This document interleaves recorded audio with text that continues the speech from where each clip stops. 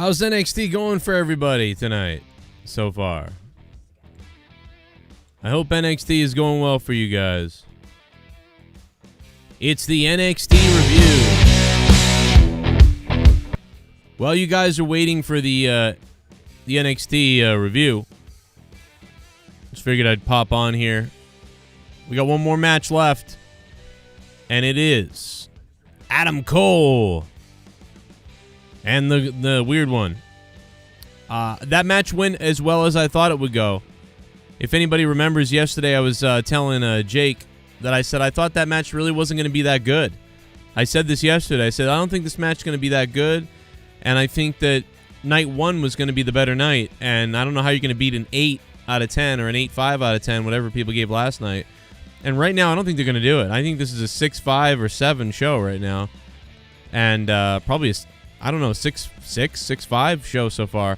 So if this match, remember, and I did say there was going to be one match. I thought one of these matches would tear the friggin' house down, and really they haven't. I thought the light heavyweight title ladder match was good, but it wasn't the greatest thing I ever saw. Surprised at the result, by the way.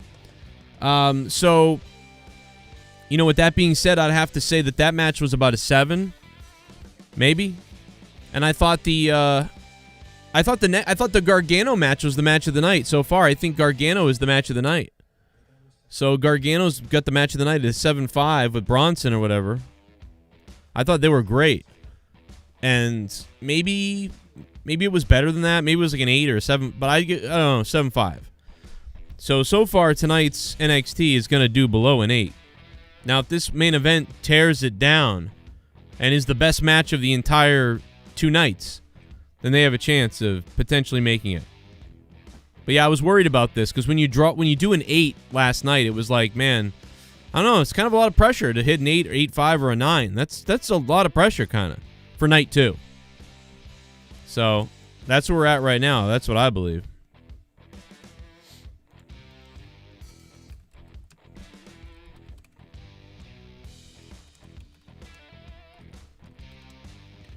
But we got one main event coming up next.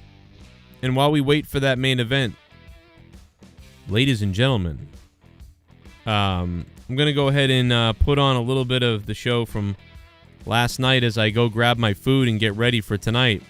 Here's a little bit of me and Jake. Future. And we'll be back to review this main event in just a few. Possibly. I could see that happening once she... By the way, Jake's surgery went well. He's really sore, though. So... finishes with the revenge of Io Shirai, and hopefully this doesn't mean Io Shirai goes to the main roster anytime soon. That's likely what'll happen, especially with this being WrestleMania weekend. You never know, but hopefully this isn't the case. Yeah, I don't know. Yeah, I don't know. I'm ready to go. The roll up was the only thing I think that looked weird, like because Toni Storm goes for the Storm Zero, and then all of a sudden Stark gets this roll up, but it looks weird, and then Stark ends up. She like tries to get the win, but the ending was bad. That was the only bad part about the match. So the it was like it was after that move. It was all just sort of like slop after the move. And yeah, Monet is Taya Valkyrie. Yes, I wish that the announcers had put that over more, like that they were like, these 2 women can barely possibly go on after that move that just happened. Like this is very dangerous for Io Shirai.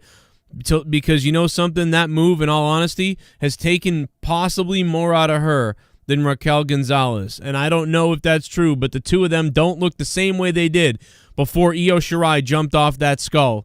And you can see it on their body movements. That's what I'm saying. The impact was incredibly stiff on that landing. You heard the thud. And the angle they had from the top behind the skull POV was awesome. So glad they had that shot ready. Yeah, it looked great. That was a great shot because that's how you saw the perfect impact. Her cross body, she slammed so hard into Raquel. That was painful. This might have been the best NXT Takeover since the pandemic started. I think it's probably the best since the War Games.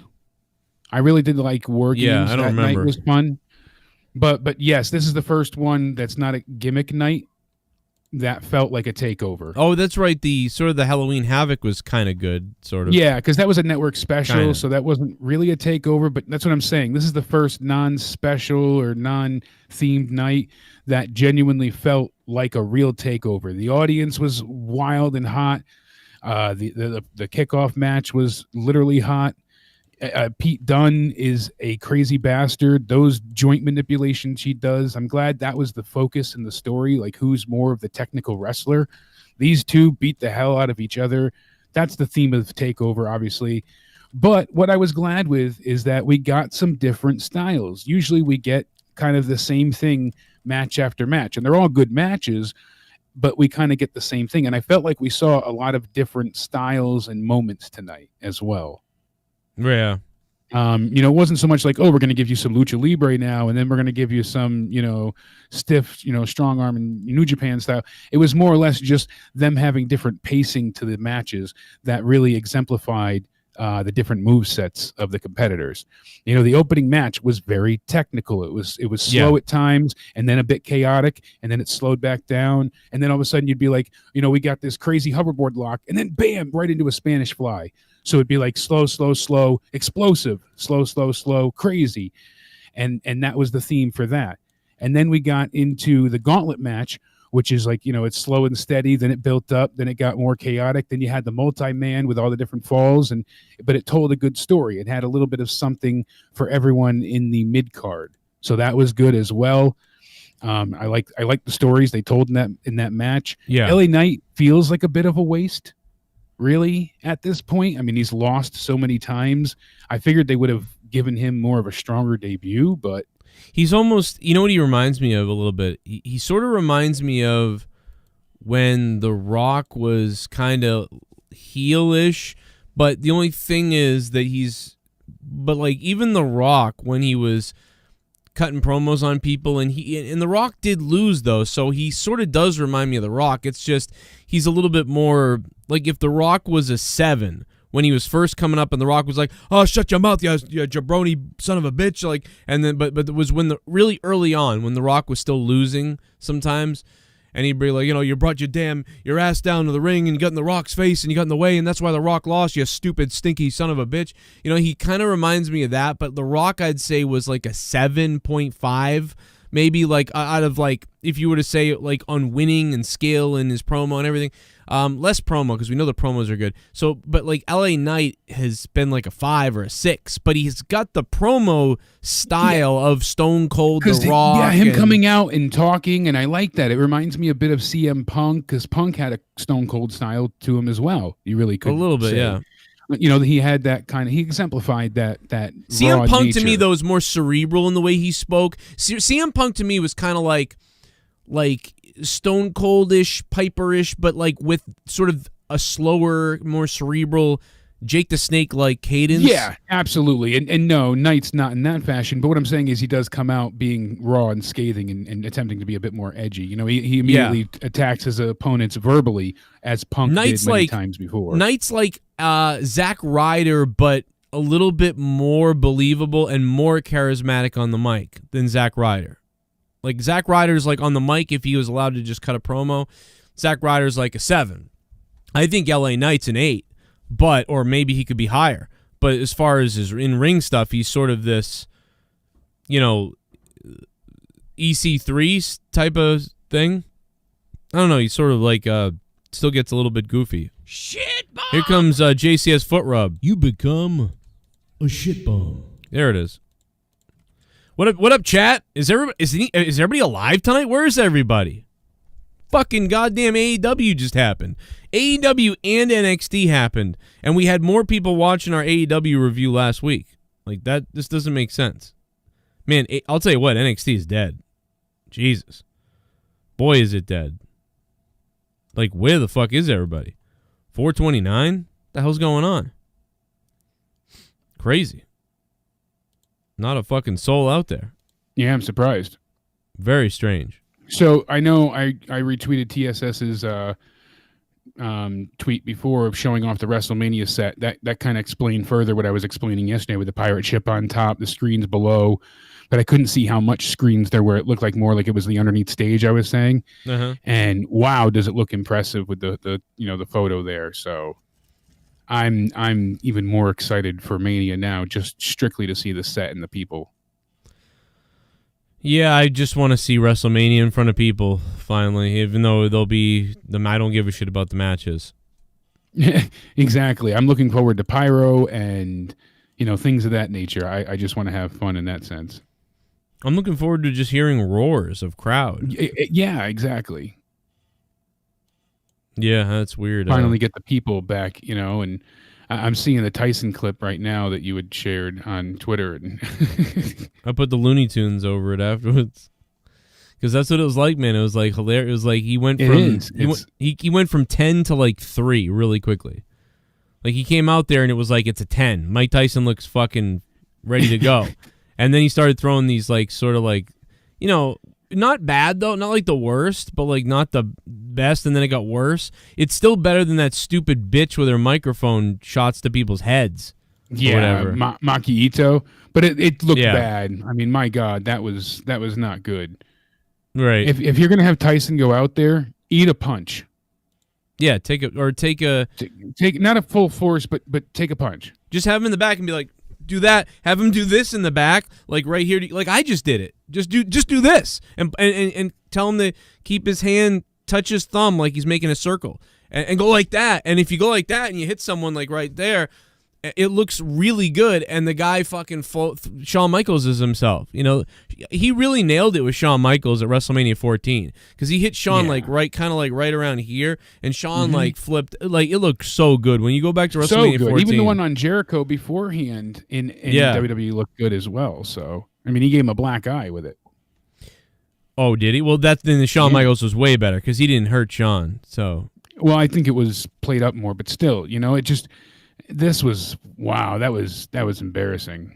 Yikes!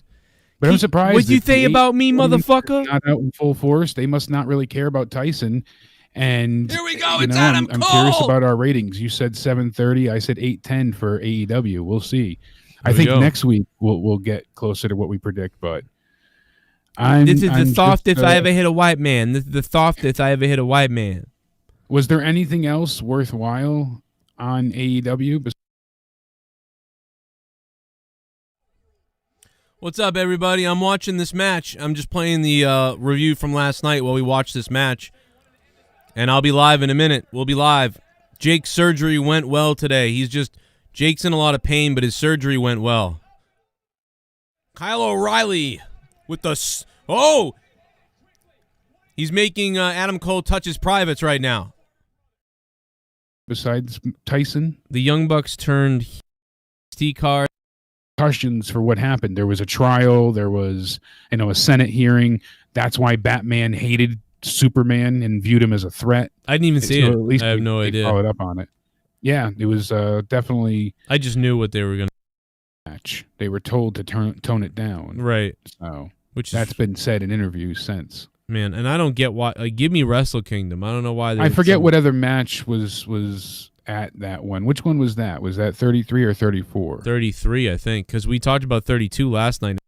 Been more 2 counts, and then Walter hits him with the half Nelson suplex, and like I said, that huge chop, and gets the pinfall suddenly. It's a 17-minute match. Beautiful. I am surprised that Walter won, but damn, is this a hell of a classic match, instant classic. Good match. I loved everything about this match. Yeah, I thought it was it felt like a big fight. It felt like a big fight feel. I think it actually eclipsed the women as far as big fight feel. I felt like that was the main event, and then the women kind of came on as a bonus. Hate to say that, but that's what it. I almost think the women should have potentially been in that spot. And as much as I'm as much as I'm sad that Ciampa lost, it makes me happy for Walter because it's like whoever does beat him is getting the ultimate payoff. Right. I mean, what is it? 700 days as champ at this point. Crazy. Crazy. I can't believe how much they beat the hell out of each other in only 17 minutes. I mean, and then you saw afterwards, Imperium's still going strong, so that's good too. Walter still selling his injuries, and Imperium kind of looks on like, oh, hopefully you're okay, but at least they're all showing unity and strength there. They kept so the belt. That story's good. They did the Nazi salute at the ramp. That they did, and damn, I mean, the hand injury selling was great. Them making it look just as realistic and nasty and brutal and sadistic and intense as possible was great. I genuinely loved this match, so I could not have been more thrilled with what they gave us. Well, I really did. Hats off to those guys, man. I think that was an 8.5 match. Maybe, absolutely. I mean, really, I would even give it a 9. Yeah, I was gonna say, really, if you were trying to be exact, like I would give it an 8.8. You know, if I could. Yeah, because you know what, that stands true, because the Ilya Dragunov match I gave like a 9.2 on the you know, if you had to be specific. If you want to get into the nitty gritty with the numbers, let's hear Peter Rosenberg. Yo, quick message for wrestling fans. Yo, let's, guys, you want to hear this again? You ever hear an egghead talk? Yo, quick message for wrestling fans. Yo, quick message for wrestling fans. Yo, just sending out a message. Yo, it's a message in a bottle. Oh, and while we're talking, stop. Hold on a minute. We're gonna hear the message. Dave Meltzer. Oh, okay. We're gonna hear the whole thing. Message in a bottle. I'm not telling you to listen to Cheap Heat. Okay, the world's #1 sports and recreation pod. Listen to Wade Keller. Listen to Wade Keller sucks. Sam Roberts. No, Sam Roberts really sucks, and everybody that ever we don't want to hear squeaky pants. Yeah, everybody that heard Opie and Anthony ever knows that Sam Roberts sucks, and the show sucks now, and Sirius sucks, and Jim Norton's a midget. Clout chasing. Yeah, stop it. Listen to Busted Open. I mean, I agree with that. Busted Open's good. At least they're real. Listen to shout out the Black Announce Table. The Black Announce Table, is that it's a virtue signal? You had to get the black guy shout out. Is that what that was? That's indeed what that is. You're a pathetic human being, you scumbag white piece of shit. Stop using black people to make yourself look good, you sick fuck. There are so many up-and-coming podcasts also that are so great. Yeah. Listen to the Mass Man Show. Listen to people who actually have progressive, thoughtful opinions about the business. Progressive thoughts about the business. Okay. Don't listen to Jim Cornette. What's he mad about? This guy only has a name because he happened to be around for so long getting fed false information from wrestlers 30 years ago. What's his great journalistic claim to fame? Where's the big book? Where's the big moment? What is it? He just happened to be around. I mean, I don't know what he's talking about, because like Dave Meltzer could write a book called I Saw It All. Like, I mean, like, everybody references Dave Meltzer's, like... Is he talking about Meltzer? Yeah, he's talking about Dave Meltzer. Meltzer. The fuck is he talking about? I mean, like, yeah, Meltzer... It doesn't even make sense. Sometimes Meltzer, it's like, dude, everybody's like stuff this. Wrong, but everybody does. Everybody gets wrestling stuff wrong, because wrestling stuff is so easy to get wrong because they feed you fake shit and real stuff. And it's minds get changed and plans change and people get injured and stories don't follow through and people get sick. Well, listen, and I've buried Meltzer before too. Like, listen, fuck you for listening to Meltzer, you idiot. Fuck Meltzer. I've done that too, but this is the most. But what he's saying doesn't make sense. No, because what this is this is a hey, look at me, like. I'm not telling you to listen to me, but listen to me. I'm standing up for people or something. Like, that's what this is. That's why this is disingenuous of, like, who's Meltzer? What do you mean, who's Meltzer? Who the fuck are you? Go back to your radio station and fucking virtue signal to, like, a different race and hate yourself for being a dorky white piece of shit. Like, you idiot. What the fuck are you doing? I mean, you go on WWE and suck their asshole, then you come on Twitter with fucking terrible takes like this every 2 fucking seconds. Every time. And then he tries to sound combative against the fans. And he does it in a way that makes him sound like the most casual fan ever that has an axe to grind. It's the weirdest thing with him. I also hate that he's like one of these people that has so much room between his top lip and his nose.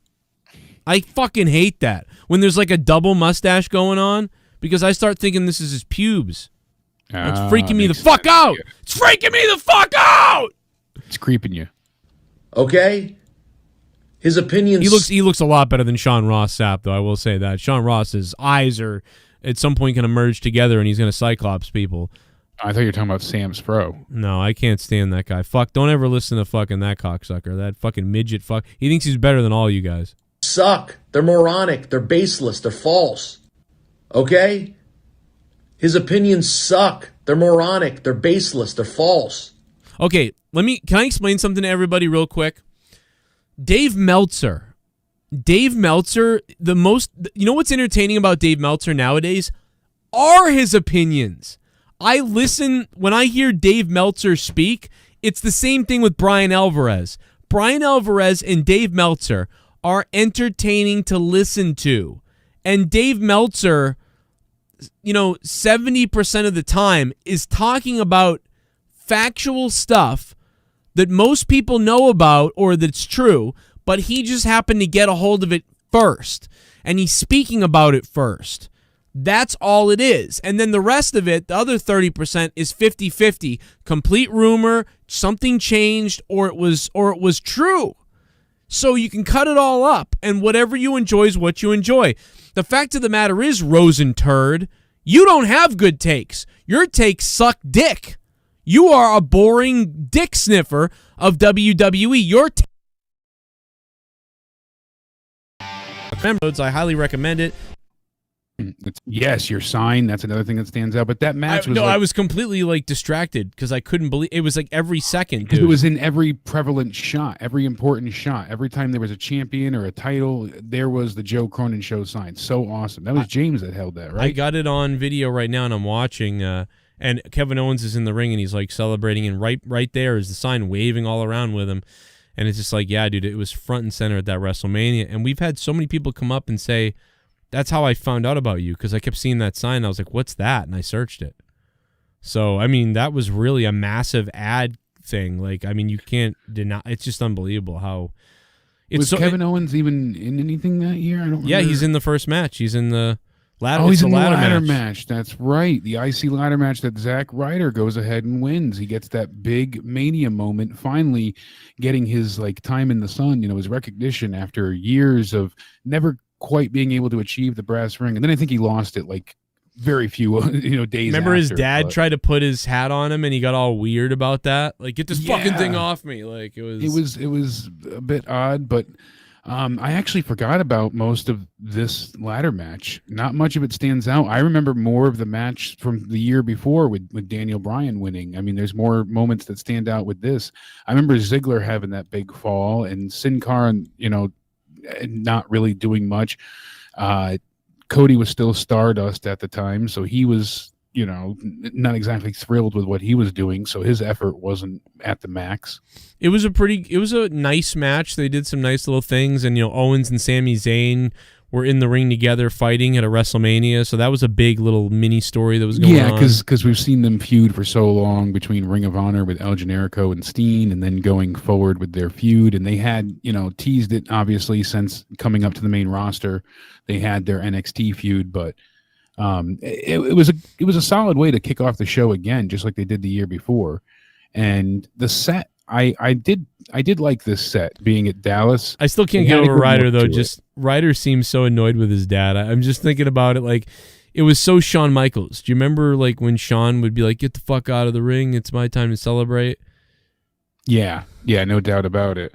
Well, one of the things that I loved was how they incorporated that massive HD Titantron they have at the stadium down there in Dallas. They were able to incorporate that in, and so you have this huge, crystal clear, massive HD screen in the center of, right above the ring, and then you've got this really cool stage with the Dallas Star for where they walk out on. And I remember Roman when he put his fist down and the pyro went off. That shot was really cool.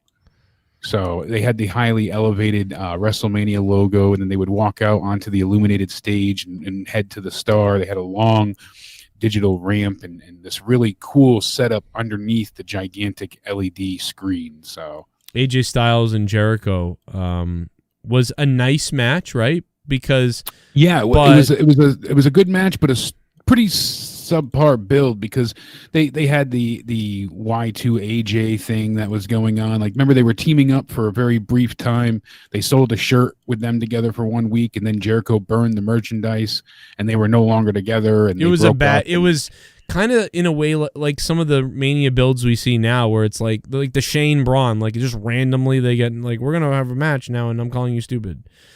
Well, that's how a lot of this card felt. I mean, honestly, when you look at it and when you go back to what we have here, that's what most of the card felt like, was thrown together. Right. And didn't AJ lose the match? And we were kind of like, ooh. Yes, AJ lost. Jericho won this. And right. Jericho had lost to the Fandango the year before. Not that many years before. So we were like, oh, he'll definitely put over AJ. Of all people, he'll put over AJ. And then Jericho didn't, and we were just baffled. And it was a good singles match, but it wasn't what anybody thought it was going to be, I feel like. I genuinely felt like, we saw Styles, he immediately, kicked out of the code breaker, and then Jericho gets to kick out of the Styles Clash, and then basically it was like, oh, I'm gonna use the referee for cover so that I can cheat to win. But at Mania, of all places, it just didn't feel earned. I'd rather see Jericho not need to cheat to win. I know he's a heel, but he didn't need to be a heel there. He should have just been the better man if that was really going to be the case. But obviously AJ should have won here.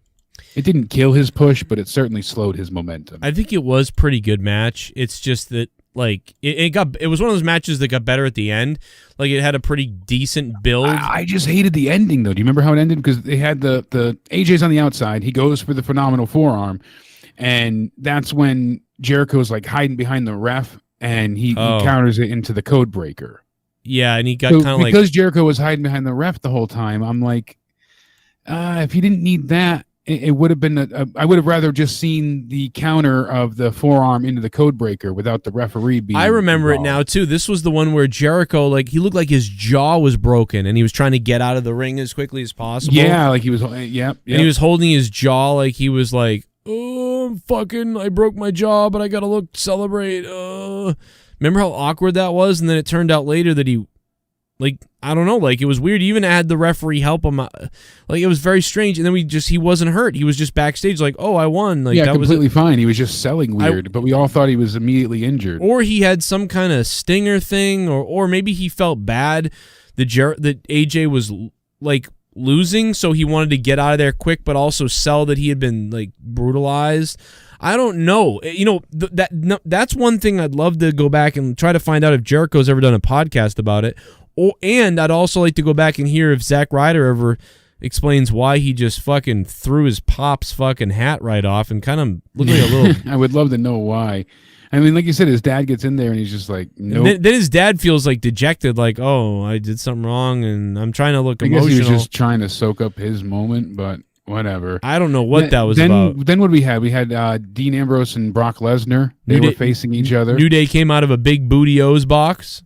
Oh, that's right. We had the tag titles with no, it wasn't they weren't they. They were the tag champs, but it was the match with the International League of Nations, right? Yeah, League of Nations. Yeah. Who was in that? I know it was Rusev and Sheamus, but there was somebody else. Alberto Del Rio.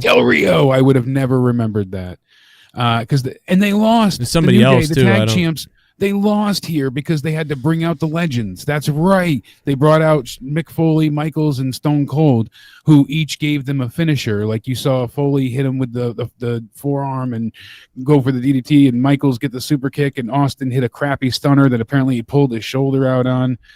And then they had to like do a dance, and then he stunned Woods, and that was it. It was really stupid. It's surreal seeing my sign in that crowd, man. It's like, that's my show. That's our show. Of that's the show. us. That really is like that is one of the biggest. Well, I'm things. a narcissist, so like this is all I'm looking at. No, but it was great to have, like, at that time, you especially, but I was helping you too. But everybody was working so hard, and that was like a big form of validation. It was like proof that everything we were doing was paying off, and you had made it. But it really felt bad too. Like, first of all, I love Mick Foley, Shawn, and Stone Cold coming out. I mean, that was so awesome. But it's kind of it would have been better if they didn't have to save the day, though, to the tag team champions. Well, that's the thing is, first of all, New Day loses. Second of all, now these old timers have to come in and kick the ass of the guys who beat the new guys who should be the ones who are kicking ass. Like, yeah, and they're outnumbered because I forgot about Bad News Barrett. He was the other gimmick there, the King Barrett gimmick, and he was part of that too. So it wasn't even an 8-man tag; it was a 6-man tag. So Barrett, maybe he was injured or something, but I remember afterwards they used him to be the distraction to get the win. Right, and then Barrett's on the mic saying like, "Oh, there's no 3 men that could ever destroy us," and that's when the Hall of Famers and legends came out, and that was just to pop the crowd. But that was the point of this whole night: pop the crowd, pop the crowd, pop the crowd. But nothing had substance. Shane jumping off the cell, pop the crowd. Zack Ryder and his celebration, pop the crowd. Same thing with Lesnar afterwards. Like he does the whole fire extinguisher bit after the match, just to pop the crowd. Even with the main event, they failed, but they still, and then everything that happened with The Rock to have a 6-second match, that was to pop the crowd. But nothing had substance. The Rock wasn't there following the next week. You didn't have Lesnar doing anything past this for a little bit.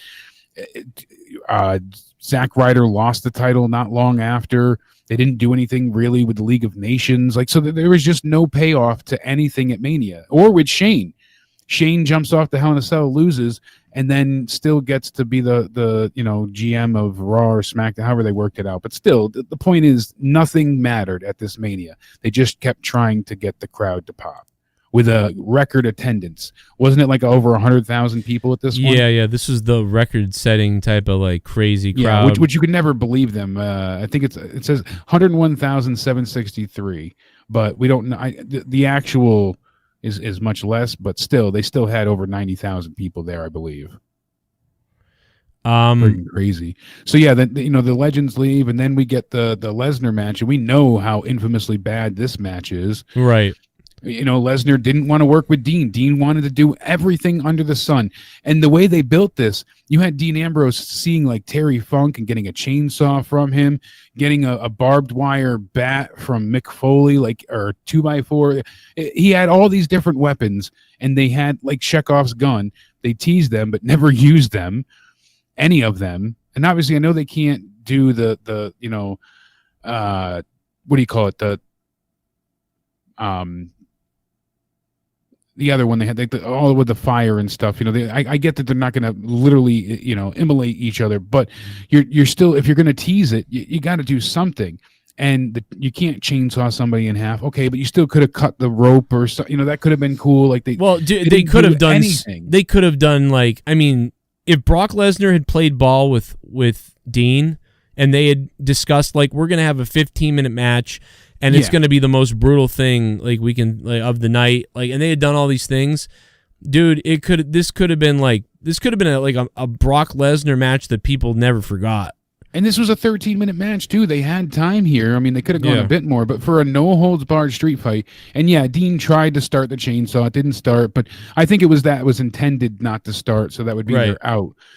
But he never even used the barbed wire bat or whatever because Lesnar hits him with the suplexes and F5s on the chairs, and then after that Lesnar hits him with a fire extinguisher for good measure just to get the crowd to pop, and that was it. And I was like, that's all we see. The only thing he hit Lesnar with really was the dirty deeds onto the chairs. That's all it felt like to me. Right.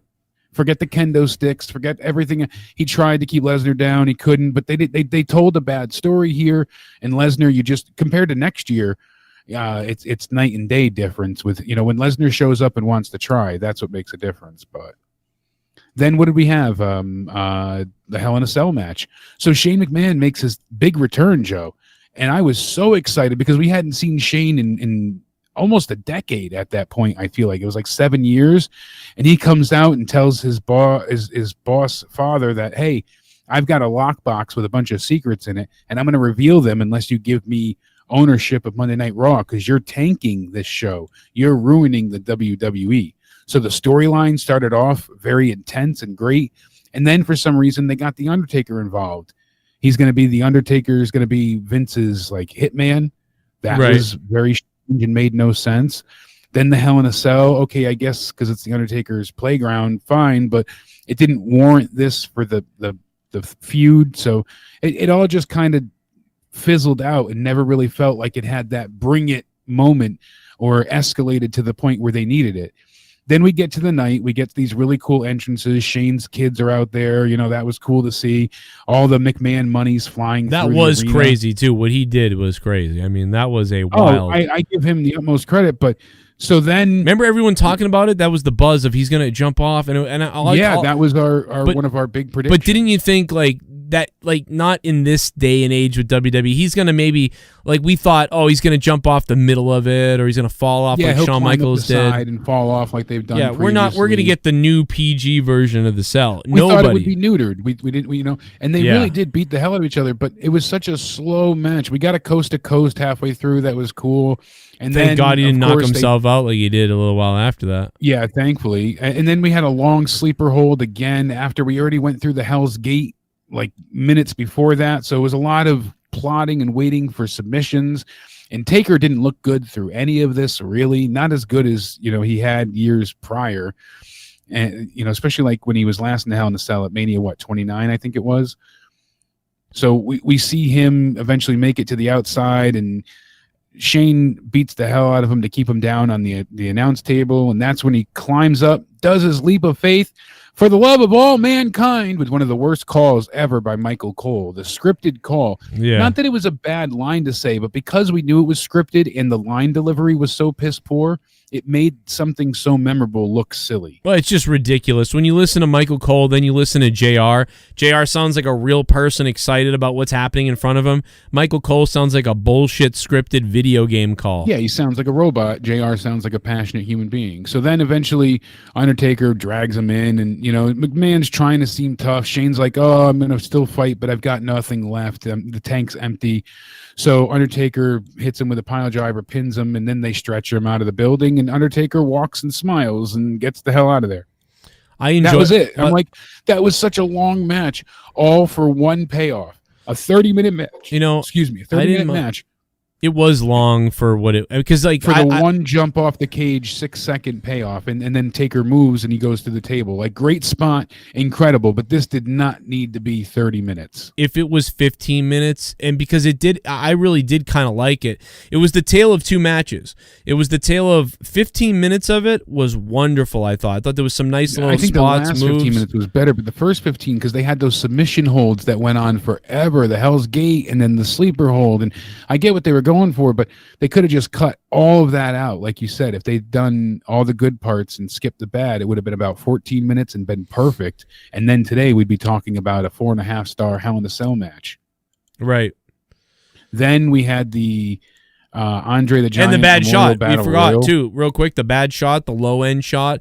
They had a wonderful upper cam shot, mid car. They had so many angles covered of that, and the fan shots were great that we saw on Twitter after. Everything worked out perfect for them for that. When you see him on the wide shot, I'm showing you right now. Look at this. That shot is phenomenal.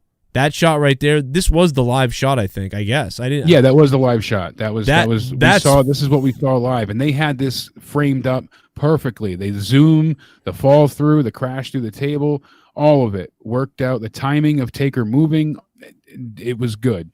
They executed that very well, which was what was so disappointing, because this is such an epic stunt for them to pull off, that when they go ahead and do this, it's like, damn, the match was so boring up until then for the most part that it doesn't really feel special. But like you said, every angle, every replay, slow motion, every cameraman earned their paycheck that night in spades. They framed that up perfectly.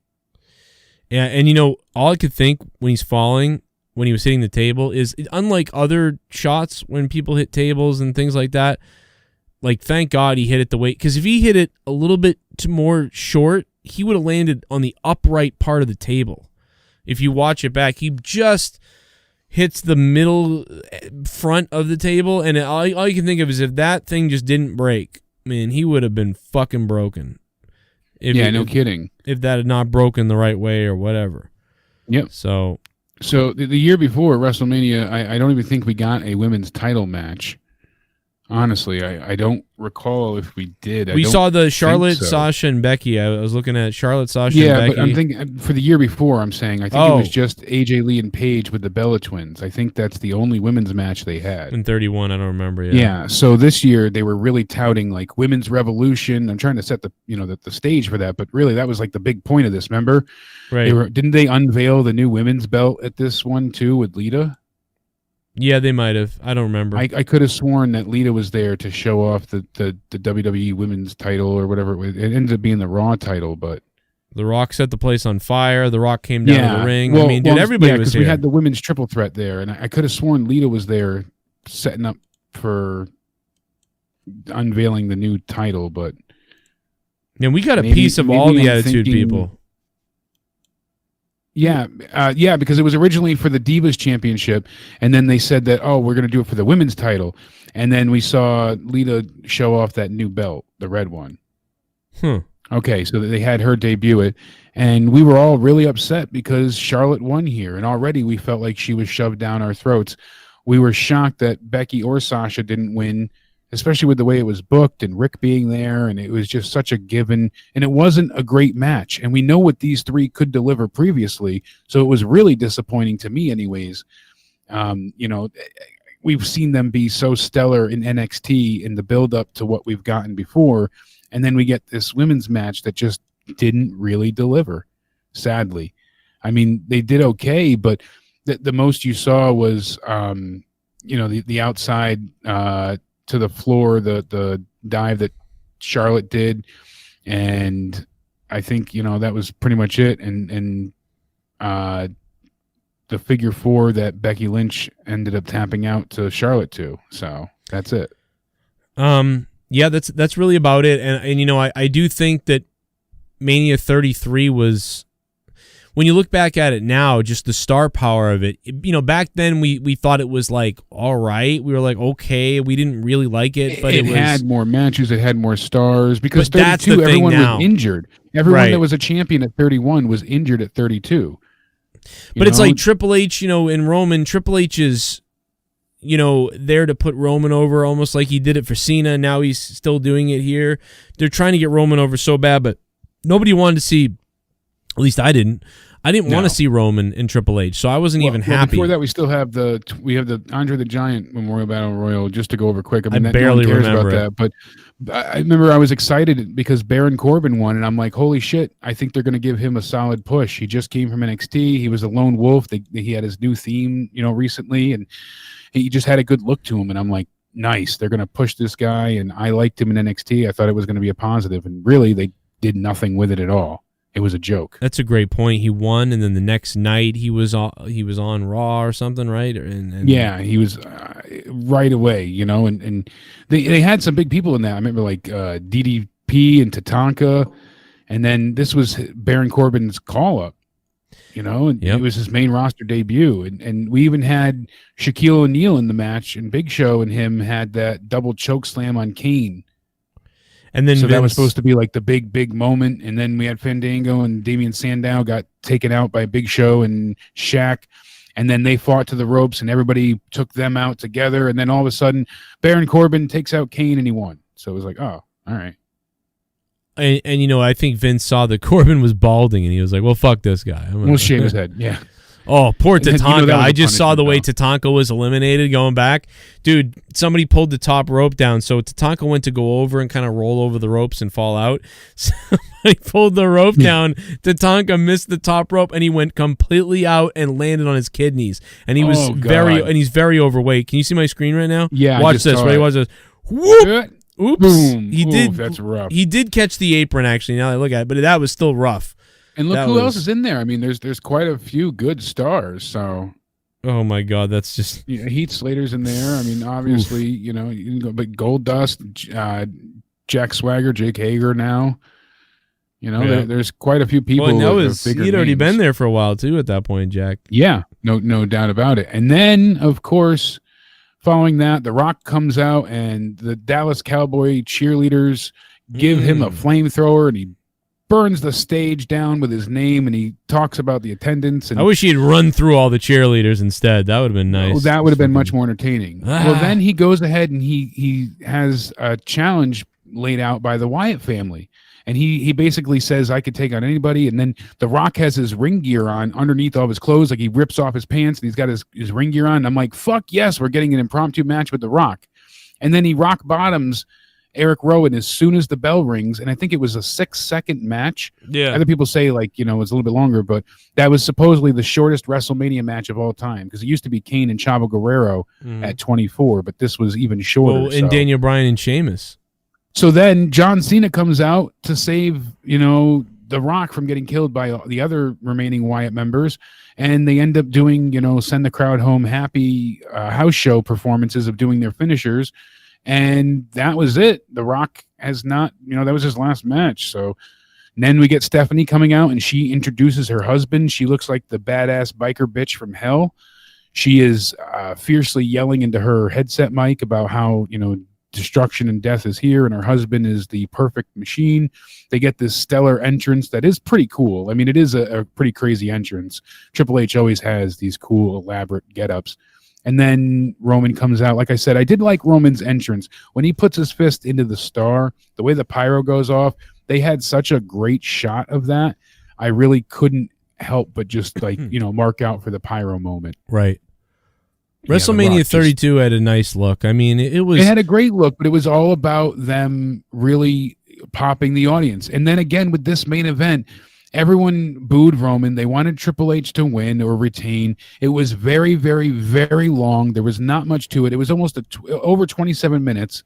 Right. The only thing that's memorable is what? He spears Stephanie. Yep. That's it. Yep. So he hits Stephanie, he dodges the sledgehammer, and he hits Stephanie. And, it was a classic, though, bad guy versus face.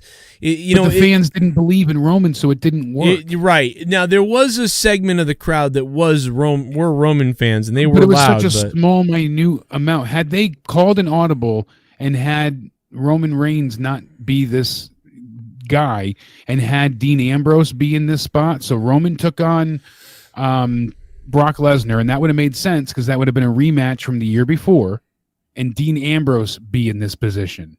Think about how white hot Dean was. He almost won the belt from Triple H at the pay-per-view before this. It was like a network special, Roadblock or whatever. I think the hottest person was Roman, but for the heel reason.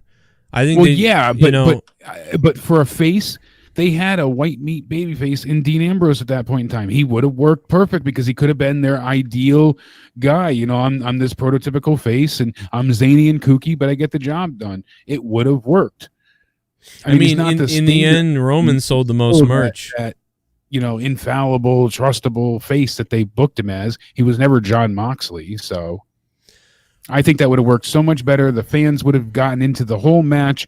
And had you had the ending of him hitting Triple H with the sledgehammer, taking out Stephanie, and then Dean, has the fireworks, it would have been so memorable. I think fans would have went nuts for it. Instead, the Roman victory and people booing, and it wasn't a great feeling. And when you look back to everything we had at this Mania, there was moments, as I said, a lot of moments to pop the crowd, but that's it.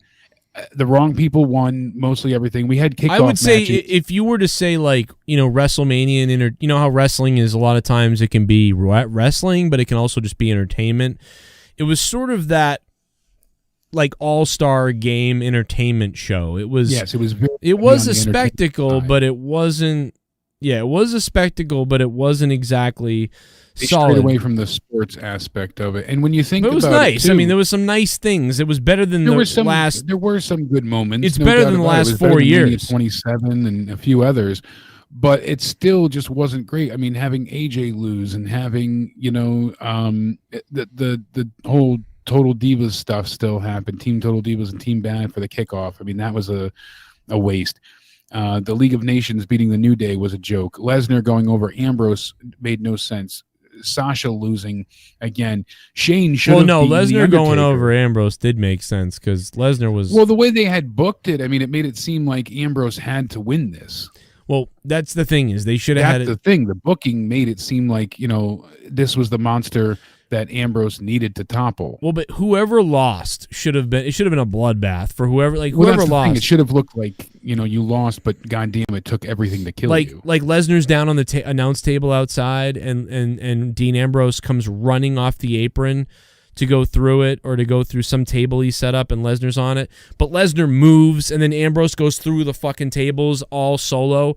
And then as soon as Ambrose goes through the tables solo, he starts getting up, and Lesnar's still out too. And right as Ambrose is getting up and finally getting to his feet, Brock Lesnar fully recovers and fucking just spears him or annihilates him out of nowhere. And then he ends up winning. And it'd be like, well, okay, you can... Wow, Dean Ambrose seems like a badass for going up against Lesnar. But it didn't make either guy look indestructible here, because they barely did any damage to Lesnar, and Lesnar barely did anything to Dean. He ends up slamming him onto a bunch of chairs, and you're like, oh, that's it. They basically had a Raw match. You had the Usos go through, put the Dudleys through tables, and that was a shit match that could have been great. Obviously, the ending was good with the table finish, but... I mean, they both went off of the turnbuckles doing the frog splashes through the table, so it looked cool. They were still in their face gimmick then, obviously. But they only gave him 5 minutes. You could have cut 5 minutes off of The Undertaker's match. And like I said, Shane should have beat The Undertaker. With the way that story was laid out, Shane should have won. What? Now, they went back on the story, but The Undertaker had already lost at WrestleMania 30. You can't really think that Shane should have won, right? I do think Shane should have won. Because you were just complaining that he was beating people the other day. You want him to beat The Undertaker? Well, that's the point of the story, though. Shane, he was supposed to gain control of Raw, and Undertaker would no longer compete at Mania. That's how they set this whole thing up. You thought you were getting, so it was once they added the Undertaker won't compete at Mania stipulation, it was like, oh, well, that's a given, because they weren't going to be done with him yet. And instead, you should have focused on the lockbox that we never had any resolution to. What was the secret information that Shane had over his father's head? Yeah, that was all meaningless. Gave him the choice to get the match. They brought this up on TV, then never mentioned it again. Mm-hmm. And so they made it seem like Shane had to win here to vanquish his evil father from ruining Raw, and instead Shane ended up getting the position anyways because he got his ass kicked, had a black eye, and his dad was like, oh, I respect you now. And that lockbox thing we'll just never mention again. Yeah, that was a huge weird cop-out thing, or whatever you want to call it. So just nothing. The whole thing just, and that's the problem with Mania. You got Roman winning over Triple H in a very long, drawn-out match. I wonder what we gave that Mania. Into the end. I wonder as well. I bet you I gave that Mania a 6. I bet you I gave it a 6 out of 10. I don't know, though. 5 or 6 out of 10. I would be about a 5 out of 10 at this point. Yeah, and I was also excited about the sign. I was probably like, oh. Yeah, well, the sign made us much more excited. And that's the thing, too. Going for what we had afterwards, it didn't feel special. There were certain people that were missing, and Cena not having a match.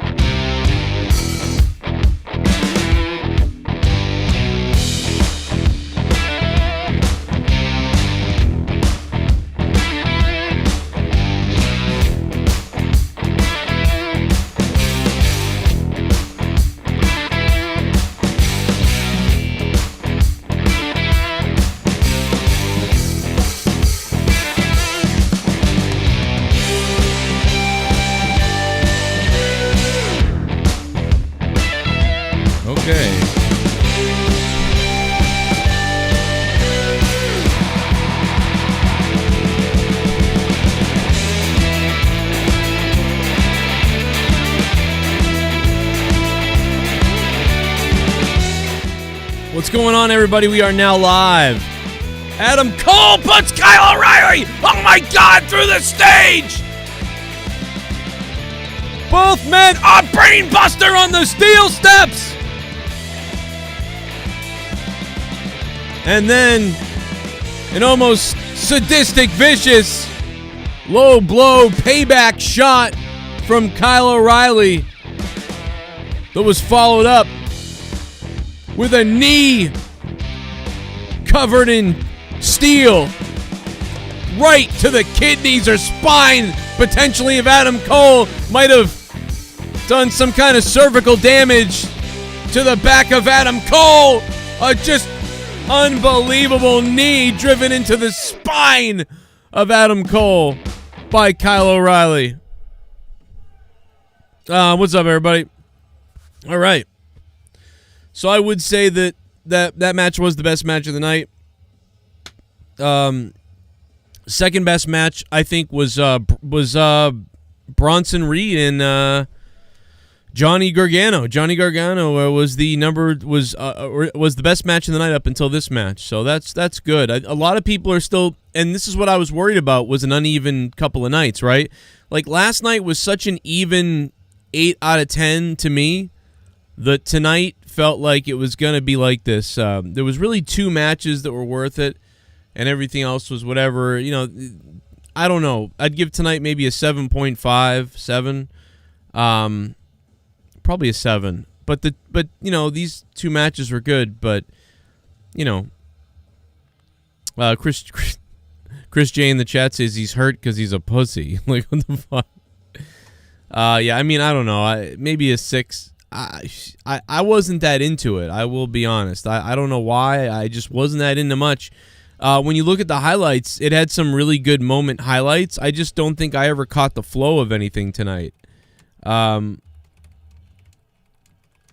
don't know. That's just me. I don't know what was so weird about tonight. But tonight was just different. It had a feeling of just... It just wasn't perfect or wasn't even like last night. I don't know. And, I mean, I'll tell you, Vic Joseph is literally Michael Cole 2.0. Like, legit. It's so annoying. He is the worst. I think Beth Phoenix is better. Anytime someone complains about Beth, I get angry because I'm like, dude, why are you complaining about Beth Phoenix? Like, she's actually not that bad as a third person. You know who is bad? The main commentary guy. Like, that guy that you got to hear most of the time. That guy is bad. Long drawn out ending for an awkward referee, but sniff, and then even more awkward first fist raise by O'Reilly. Yeah, what was the fist raise? Was that? He looked like he was trying to do the Undertaker's thing. Like that's what I got. Was he doing the Undertaker? Duncachino? Don't mind if I do. What is this? What's my name? Duncachino. It's a whole new game. Oh my God, Bullfrog. You want creamy goodness? I'm your friend. Say hello to my chocolate blend. Joe, I got banned again from your server. Someone keeps kicking me out for no reason. It's probably a mod. Joe him to be a full-time cup of Joe. Let's get Froggy style. Yeah, let's get Froggy Bullfrog. Whatever. I'm pretty much getting rid of the Discord anyway. You know what I mean? I got too much time to follow what everybody's doing, these ridiculous things in the Discord. I'm pretty much just going to delete the Discord probably, so it doesn't matter anyway. So I've just had enough of the Discord. So someone's always doing something bad or terrible. The trolls are out of control. So, just fuck it. I'll just get rid of my Discord. I'll just keep getting rid of stuff, What am I going to do, bro? Every day it's just an attack, or every day it's some other thing or whatever. People want me to be dead or to be gone or whatever. I get it. It's every day it's this, man. It's as much as you can do to make Joe Cronin the worse off. People live to just take me down. People live to just talk about me and take me down, bro. I mean, what are you going to do? And people live to just fuck up the Discord. So fuck it. I'll just get rid of the Discord. I don't care, man. I don't care about anything anymore, really. So I just want to see my kids and hang out with my family. And YouTube isn't fun at all anymore, man. It's not fun. It's not fun when you're just getting fucked with every 2 seconds. This is why JB left. It's why I just whatever. So sorry you're banned, but whatever. The whole thing's gonna be gone anyway, so it doesn't matter. So but yeah. What am I saw everything in there, but what am I going to do? You know what I mean? You try to talk to people and then they just shit on you. So what are you going to do? It's unfucking believable. Whatever. Jake is doing pretty good, sort of. Not. He's doing good as he didn't die in surgery, so that's good. Jake did not die in surgery, so that is the number one good thing. Jake is not dead. He didn't die in surgery, but he is in a lot of pain. So, Jake's in a lot of pain, so that's no good. But luckily, he's okay-ish. He's just in a lot of pain. He would tell you he's probably miserable. He's probably like writhing. Hopefully he's asleep. I mean, because if you can get to bed right after surgery, if you can get to bed and sleep the most you can for like the next couple of days, that's the best. If you're awake, you're just feeling the pain, right? So you're probably, I don't really know what I'm talking about because I haven't had surgery since I was 11 or 10. It might have been 11. And yeah, at 11, it was, what's funny is when I was 11, when I had my surgery, it was painful in the hospital for a little bit, like for like 24 hours. And then it kind of went away pretty quickly. But when I had surgery when I was 6 years old, I remember I was in bed for like 2 weeks. And I remember even trying to walk to the bathroom a couple weeks later or a week and a half into it. I remember trying to stand on my own and the pressure hurt. It killed. And I was like, ooh. Like, and I remember just being like, damn, am I ever going to be able to walk again? What the hell is this? But I was, about 3 weeks. 3 weeks later, got to miss school for 4 weeks. That was cool, But yeah, NXT, I think night 1 wins, no doubt about it. This felt more like a cluster tonight to me. The ladder match was nice, but it didn't exactly wow us. And it was like, man, for all that drama with, HBK and all the other stuff, it better be damn good. And I just thought it was all right. It was like, it was okay. It was whatever it was. I don't know. It was okay. But I gave last night an 8 out of 10. So I'd probably give tonight a 6.5 out of 10. So overall, you'd have to give the NXT Takeover the full thing. You'd probably give it a 7 out of 10 maybe overall out of both nights added together. Maybe a 7 out of 10 or a 6.8 out of 10 or something. Like it's a thumbs up to me, but it's just a sort of a thumbs up. Thumbs up. But last night I was riding high. I was riding high last night. Tonight I feel more like, oh, did DMX pass away? Oh, that's terrible. I mean, we kind of knew that was looking like what they were going to say, so that sucks.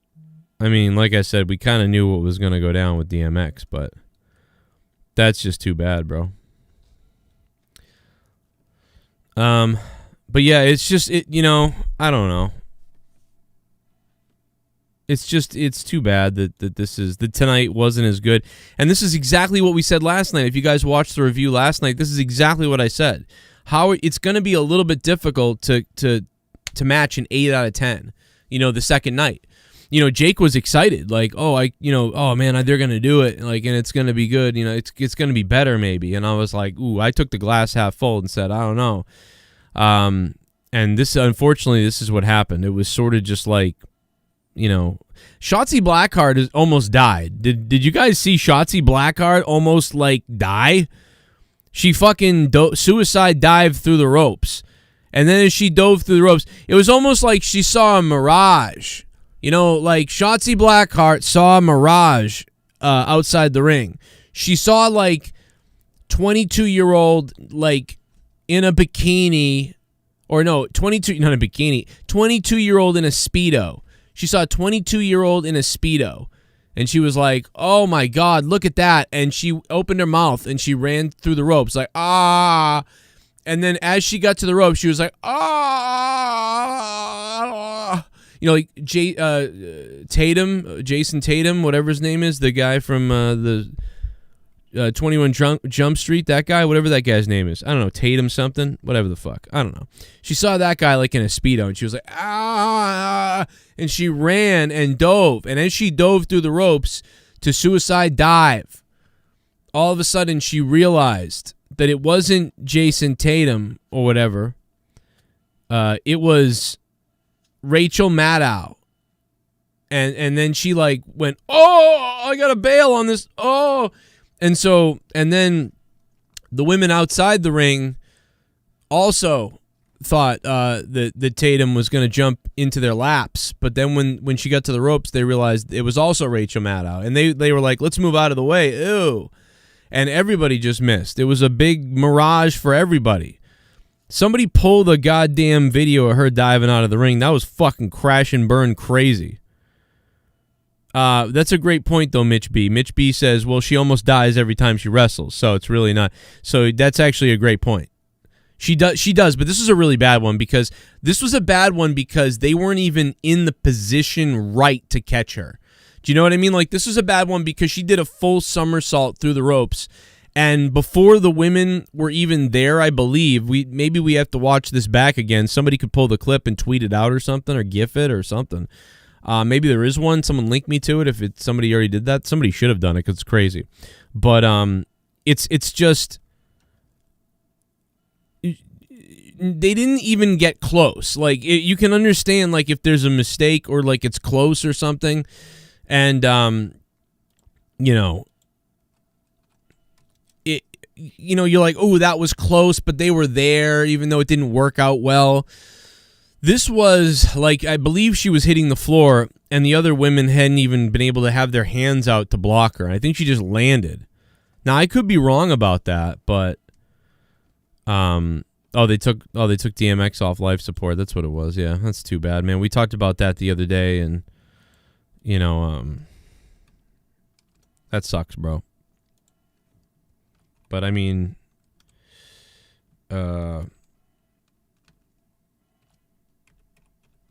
yeah, that sucks, dude. I don't know. Well, I'll put, rest in peace to DMX, man. We talked about it the other day, and, I've been really following this tonight, so I wasn't really paying attention to that. But, yeah, it's, you pretty much knew that was happening with DMX, but, you were kind of like, oh, maybe something will happen with his, brain, or something will kick up, or, something or other. But that's too bad, man. He was in a vegetative state, so it wasn't very good. But yeah, NXT tonight, I'd give the edge to night one, no doubt about it. No doubt about it. The edge to night one. And by the way, people are still asking about Jake. Jake is doing well. You can call in tonight on Skype. I think tonight was a 7, a solid 7 or 6.5 or something like that. But I definitely give last night's, like, from the beginning to the end, last night I think was the better show. And I couldn't rewind on Peacock again, by the way. I don't know if you guys could have, but so yeah, people are telling me about DMX. So let me just see. I guess that is true. Yeah, DMX Unchanged. Yeah. So I'm not really surprised. That's too bad though. It's not like I didn't know him or anything, but I mean, it was like, there's like 10 rappers. I can count 10 rappers on my hands. There's a lot of rock bands I'm into, but I can count 10 rappers on my hands that I really, these are the guys I listen to. He's one of the 10, he's on my list. So it's kind of like, it's pretty noticeable when you grew up listening to him a lot. So, but what did you guys think of, Alec? What do you think of the main event? I mean, is that the match of the night? I think a lot of people think it's the match of the night. 909, what's going on? Hey, this is Weston. The Weston. Yeah, the hotel. No, with an O. Oh, this is Weston. What's up, Weston? Yeah, I was watching you guys on YouTube right now, and I guess the feed's different. Oh, that's okay. What's going on, man? Yeah, I watched the fight. It was decent. I don't know, the whole. I know that Karrion Kross was probably going to win. Had a feeling about that. Did you think he's boring? A lot of people thought he was kind of like. People think he's boring. Boring. They think he's boring. They think that Karrion Kross is boring. Yeah. Boring. Yeah, I thought Finn Balor should have kept on winning. I don't know where he's going to go from now. Then the whole with the generic music with Adam Cole and stuff. I think he's going to get buried probably in the main roster. And I don't know. To me, I think after his contract's up, I think Cole should go to AEW, be over there. So I don't know. I mean, a lot of these guys got to think about I don't know, if they go to the main roster, they're kind of in trouble, in WWE. They might have their best time in NXT, then go to AEW. But, I mean, the reason why Karrion Kross won was because he was supposed to win anyway before, and he got injured. And then they, So Balor was really just holding the torch for him. So I see why, they just wanted to get it back on Kross again, to get him onto the push that he was going to have originally. So, I don't know. Yeah, we'll see what Lowe, the Asian girl that won last night, she might go to the main roster, and I don't know, I don't get the whole women's division. Like I don't like. Yeah, that was good. It was good. NXT was really good. Like the matches, like actual wrestling, it reminded me of AEW, and like I don't get why WWE main roster can't pull like these type of matches and stuff. Well, I mean, you know, WWE is more of like a soap opera. Oh, let's listen as they talk, but the wrestling is garbage. Well, I mean, I don't even think WWE is good at being a soap opera anymore. They're just terrible, like, all around, like, in everything. And, I mean, NXT started doing this about 6-7 years ago now. So, I mean, really, AEW is just kind of doing what NXT's been doing for 7 years. But yeah, like legit wrestling. That's what I like. And, yeah, NXT was good. But then AEW also has the sort of drama style WWE stuff that works with it, whereas NXT NXT focuses more on like that it's a sport. I feel like, which is okay. But sometimes I like AEW because they have that outside the box type of storylines going on too. Yeah, otherwise it was decent. I just finished and it was good. I thought the unsanctioned match should have been more bloodier. I guess like the guy got his like back cut open or something by his pants, but it just seemed kind of slow. And by his parents. Had, like, tacks. His mom cut him. A little bit brutal. Yeah, it was. I wanted it to get more brutal too. It wasn't the best, but it was nice. But whatever. I don't. He said Asian girl, by the way. Anybody hear that?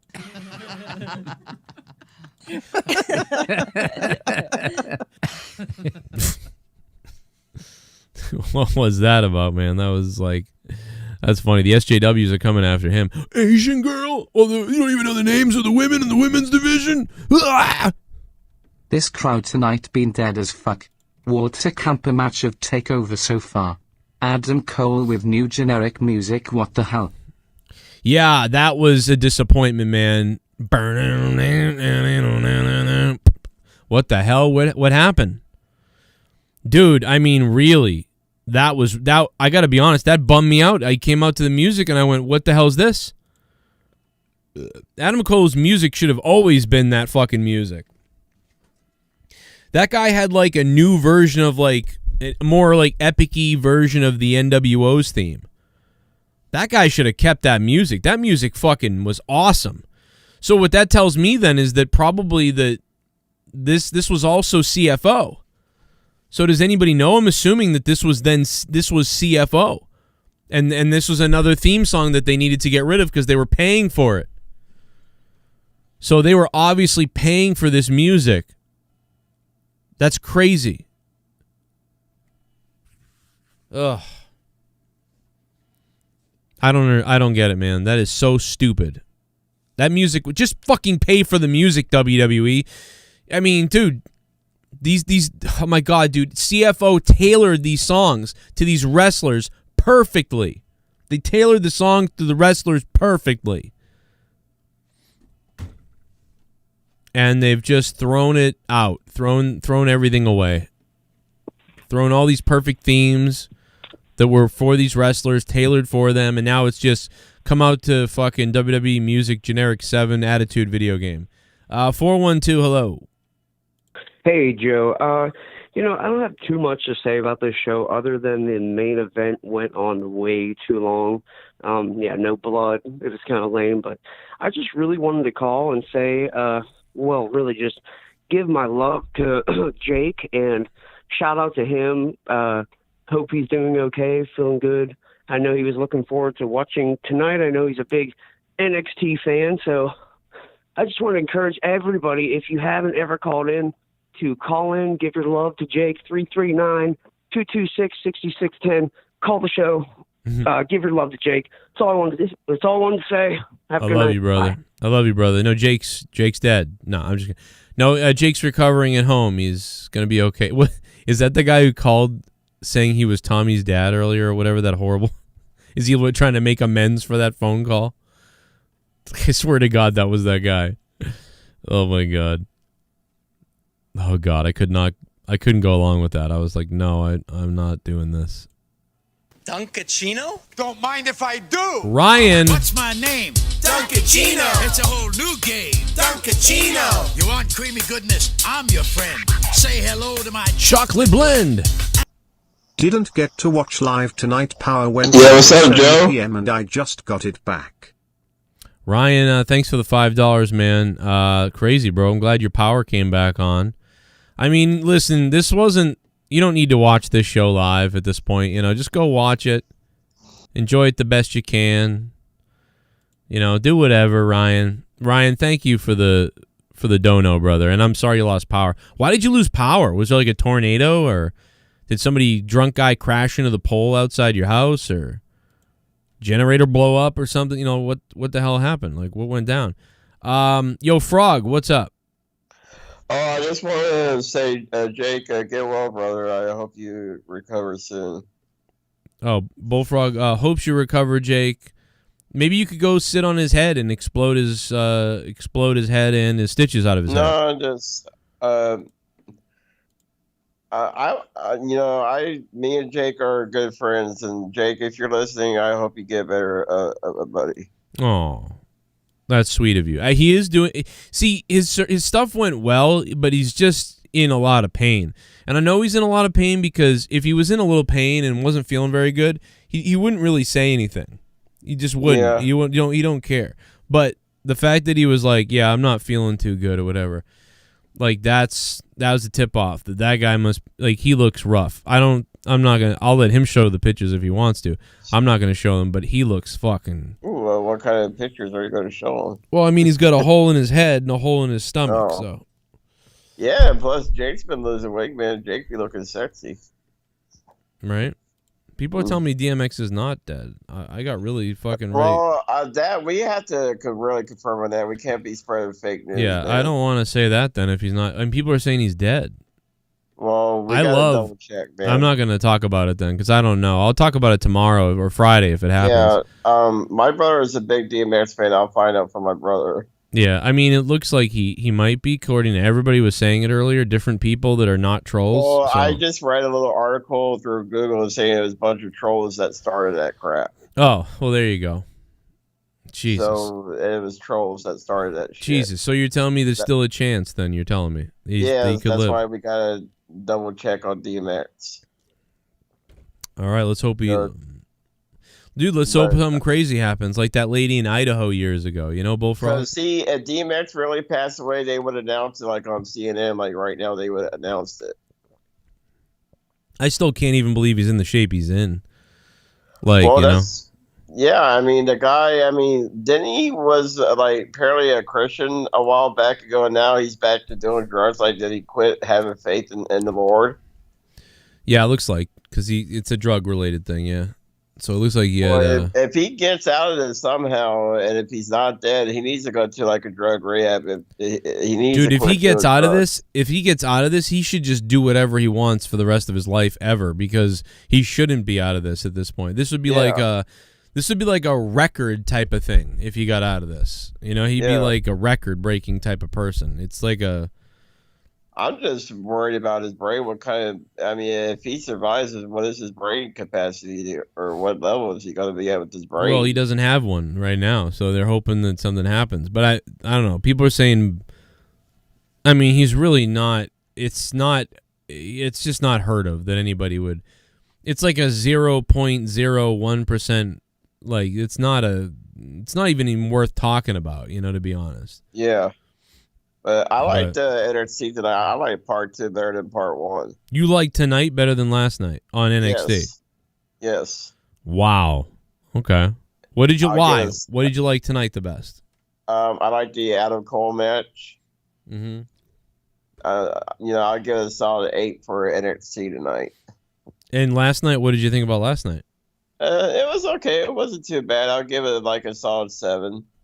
It wasn't too bad. Wow. But, it was just, I thought part 2 was, but 1 and 2 was both entertaining. I just thought part 2 was, the tip off the cherry. The tip off the cherry, baby. Well, if you had been in DMX's situation, you might have lived because there wouldn't be too much brain that they would have to keep alive. No, I would have lost all my chromosomes probably. Oh, my God. Oh, thank you, Jessa is in the chat. You got the pretty much. Yeah, it looks like he's still. It's still really rough though for him though. But it just sat. Yeah, that's oh why my we God. gotta double check on DMX, so we can't be spreading fake news. Oh my God, Janelle Banks, thank you. Call back in, everybody. We'll get you. We'll try to get you on throughout. You know, I don't know. Anyway, Bullfrog, hang on a minute. Hang on a minute, Bullfrog. I'm gonna play some donos real quick here. Duncachino? Don't mind if I do. What's my name? Duncachino. It's a whole new game. Duncachino. You want creamy goodness? I'm your friend. Say hello to my chocolate blend. Main event overstayed its welcome. Crowd was annoying in main event, cheered the heel. Cole tried to make it feel like Gargano Ciampa wasn't the same. Yeah, I it was long. It was just too long. I wasn't into it the right way. You know, it wasn't. I didn't think it was an 8 out of 10 tonight. I thought maybe it was. You know, Alex Oli. Thanks for the donation, Alex. What's been up, bro? It was something, but it wasn't that. Real quick, let me see if I can get 401 on the call. Yo, 401, hello. What's up, brother? Yo, let me. Before I ask you a few questions, I'm gonna tell you right now. Like, I'm high as shit because I just ate an edible. Hell yeah. But I'm gonna ask you. Yeah. So I want to ask you a few questions, Joe. Okay. All right. What? Well, okay. I haven't watched WWE all yet, bro. I gave up on them. Like, I can't watch it. It's so boring. Good call. Bro, I gave up on them. Huh? Good call. Yeah. Should I buy WrestleMania and give it a shot? I meant good call on, like, not watching WWE, not being sarcastic about the call. Should you buy WrestleMania? I wouldn't buy it. I mean, I'd probably watch it on Peacock, you know? Yeah, that's what I'm saying, yeah. Yeah, I'd watch WrestleMania. It's the first time fans have been in the audience like they're going to be for a year, and they're actually outside of the place. I mean, the build-up has been atrociously terrible, but, I mean, why not watch the spectacle for a day? I know they got, like, Logan Paul. I'm like, oh, my God, this is horrendous. Oh, yeah, dude. I hope it would be funny if Logan Paul falls off the stage. That'd be funny. Oh, my God. He falls off the stage and, like, breaks his leg. It's all over TMZ. Mm-hmm. Logan Paul breaks leg, femur at WrestleMania. That would be freaking hysterical. Dude. All right, one more thing. Yeah. Are you ever going to have Tommy on the show again? No, he left a long time ago. He was like, I'm out. For real, and then we'll come back? I doubt it. I mean, I asked him a couple times here and there, and then he made a big deal about me begging him to come on, and I was a scumbag. Damn, he's a fat fuck. Yeah, he is. Fuck his family. All right. What the fuck? Shit bum. I absolutely loved that main event, but for the love of God, where was the blood? Yeah, I've seen matches with less Tommy. damage and a shit ton of blood. Oh my God. If blood should have happened, it was there with Cole and Riley. Yeah, I'm surprised there was no blood, Firebird. You know me, I'm always a stickler for some blood. And the O'Reilly and Adam Cole match was like primed for blood to happen. That match, for as long as that match went on, the fact that somebody didn't get opened up in the last 5-10 minutes, I mean, the fuck? I don't get it. John Wills, thanks, man. Yeah, everybody's been talking about DMX tonight. It's fucking terrible, I guess. Man, it's so sad. I mean, we'll talk about it on Monetize This tomorrow, probably a little bit. There'll be a lot to talk about, I guess. I don't know. My poor fucking guy. Monetize This. God damn it. Shout out to Bolsey. He's the king of the wheel. The king of the wheel. He had like a goddamn million points or something last week. We'll see what he has this week. What up? Let me play another dono here real quick. I got Bullfrog. Shit, Bob! Wants to talk. Soundwave 92. You become $20. So I will be honest, I didn't watch Night 2 except highlights. Whoa! I was watching Bloodsport 6 with Josh Barnett versus John Moxley. Wow. Both got busted up and Mox actually pulled some great offense. Hope they do a rematch next year. I can't believe I'm hearing this, man. The Soundwave 92 fucking skipped NXT tonight to watch Bloodsport. And he said Bloodsport was good, too. A lot of people said it was good. I don't know, man. That's crazy. That's fucking crazy. Jesus. It's all over the net now, Bill Greystone. What up, Bill Greystone? Yeah, I guess, I don't know, man. People, I still don't know if I believe it. I mean, he's obviously is going to be, I mean, I don't know. Bullfrog, what's the second best match of the night? Oh, well, I thought the second match was pretty stellar.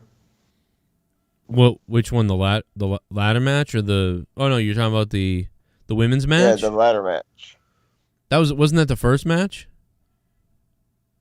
No, I think it was the second match, wasn't it? Fuck, I don't remember now. I need Jake here to tell me what the hell's going on. 609's on the phone. Hello. Hello, what's up? It's Luke Rojas. Luke Rojas. What's going on, Luke Rojas? I see a Wandy in the chat. What's up, Wandy, all the way out there in Abu Dhabi? What's going on? Yo, so I kind of thought that this whole No, I think it was the second match, wasn't it? what's going on? Who's talking? Bullfrog, turn your shit down. Somebody's shit's turned on. All right, never mind. What I was trying to say is, I thought that the whole night itself tonight was like good. I liked I thought the ladder match was like so short though. I thought it was going to go on for like another 10 minutes and it just ended. The main event really was the main event needed to give away 5 minutes to the ladder match needed to take 5 minutes. Yeah, needed time on the network that they own. I don't know. It was just it's hard to predict, what's going to work when and how things are going to end up being, but in the end, in the hindsight of the night or whatever, it's the last match I thought was a little bit long, and like you said, the ladder match felt incomplete to me. Yeah, it felt like it was really starting to get into like a groove. I liked that they were like trying to make it seem more like they're trying to beat each other up with the ladders instead of being like, okay, I'm going to do a move off the ladder. Now you do a move off the ladder. Now let's all do moves off the ladder, I hate that shit. And at least Legado del Fantasma, I think I said it right. At least they didn't get too involved. It was kind of funny that they just came out there and then they were like, nah, leave. And I was like, okay, we needed to get that out of the way somehow so we could just like excuse them from being removed from the match. And I also, their tag team match with MSK and Grizzled Young Veterans last night, I was not a fan of. I thought that match was boring as fuck. Yeah, I didn't really like it. It was just like the match at Valentine's Day thing, at the Valentine's Day takeover. Like, I'm going to do a move, and now you do a move, and then we'll do... But it doesn't lead to anything. Just moves happen, and then it's like, oh, isn't that great? No, because what the fuck does it mean? Like, that's how I feel sometimes watching NXT and AEW. It's like, what the fuck is this supposed to mean? Oh, you did a big move. Doesn't mean anything because there's no substance to it. It's just big strikes and shit. And sometimes it gets really repetitive. And I think it got a little bit repetitive in that match, and I think it got repetitive in the main event. Because it was like, how much fucking damage can they take? And then the ending was totally telegraphed because Adam Cole had to like face plant and land into the chair and then like lay there like a retard face first into the chair. Like what are you doing? like kayfabe logic, why would you go and lay onto a chair that Kyle O'Reilly was trying to use against you? They were doing they did a little bit too much like theatrical stuff, I felt too. Like you said, it was like there was a little too much like, okay, now I go here, now we do this going on. A lot of the match didn't flow enough to me like a wrestling match. It was too much weird. By the way, surprisingly, the match that I wasn't looking forward to the least, it was the what was it? The Karrion Kross and Finn Balor match. I really liked that match. I thought that was really. Oh my god, I was bored to death. You know what's weird? I feel like every match, I was like, maybe there was just things going on. I was just like distracted, and I couldn't get into like even last night. I was really trying to get into that Walter match with Tommaso Ciampa, and I thought it was just the commercials. I don't know, maybe it's the show, because it was like, even though all these matches I think were good, except for that MSK match, I think that match was fucking dog shit. I'm sorry. It is. It's dog shit. I was trying to be nice. It was a boring fucking match, and nothing happened besides big spots. But I think every match was kind of like off, in a way. Like every match kind of almost hit its mark, but there was like something like I don't know if it was the fans, because we've been dealing with no fans for a while now. I just think that it was kind of like an iffy takeover altogether, but it's definitely not as bad as the In Your House, and it's still, I would still consider this was this was better. This was like a 7.5 or an 8 or something. I'd go 7.5 or 7, but it's better than In Your House. Oh my God, that was the worst. Yeah, I mean, like, oh my God, remember when they were like, it's the alley fight between Adam Cole and Velveteen Dream. These guys are gonna kill each other. It's just like, what a horrible match that was. It was like a lot of guys like circling each other with the knife from the Michael Jackson "Beat It" video. And like the lights are going on and people are waving the knife around, but no one ever actually really does anything interesting. They just start dancing instead. You know what's funny? Last night when Raquel won the belt, and they had like the smoke machines and the little sparklers. What a moment! She's won. They blew up the ring again. Well, AEW was freaking out on social media. They were like, "Oh my God, they stole our idea. They just blew up the ring." AEW thought they stole their shit. AEW has to find a way to bring WWE into their mouths, because it's what they always do. I mean, I don't know. I think I'm getting a little bit annoyed every time I have to hear them be like, every time WWE calls them out on some shit. Right. It's always like, dude, why can't they just let us be? Why can't we just be our own thing? We're just an alternative business of wrestling. Yeah. And then like 2 weeks later, I guess I never could reach that imaginary brass ring, could I, Vince? Well, screw you. And I hate your company, and I hope it fails, and fuck you. And the Young Bucks will be like, yeah, I don't know why everybody's saying we say shit. We're just trying to do our own thing. Did you see the Young Bucks? Did you see their he was like dripping brown off his face. He's really like, he was doing blackface or something because he had brown dripping off his face. They're gonna cancel him. Are they gonna call him racist? Well, I'm guessing it was his spray tan. I guess his spray tan was. I mean, that's all I could think about. Why else was his sweat was dripping off his face and it was brown? And doesn't matter if it was an accident. Yeah, I mean, this guy thinks he's trying to be Latino, and he's not. You're a white guy from California. I don't care if you're from Cucamonga or whatever the fuck it's from, Lake Titicaca. I don't care where you're from, Matt Jackson. You're doing Latino face. So you're doing a racism. Yeah, we clearly saw it dripping from his face. He's a fucking, he's doing fucking goddamn brown face. Titicaca. Yeah, say it. Tell Bullfrog. Tell everybody again. Do the Titicaca dance. Say it. Titicaca. Titicaca.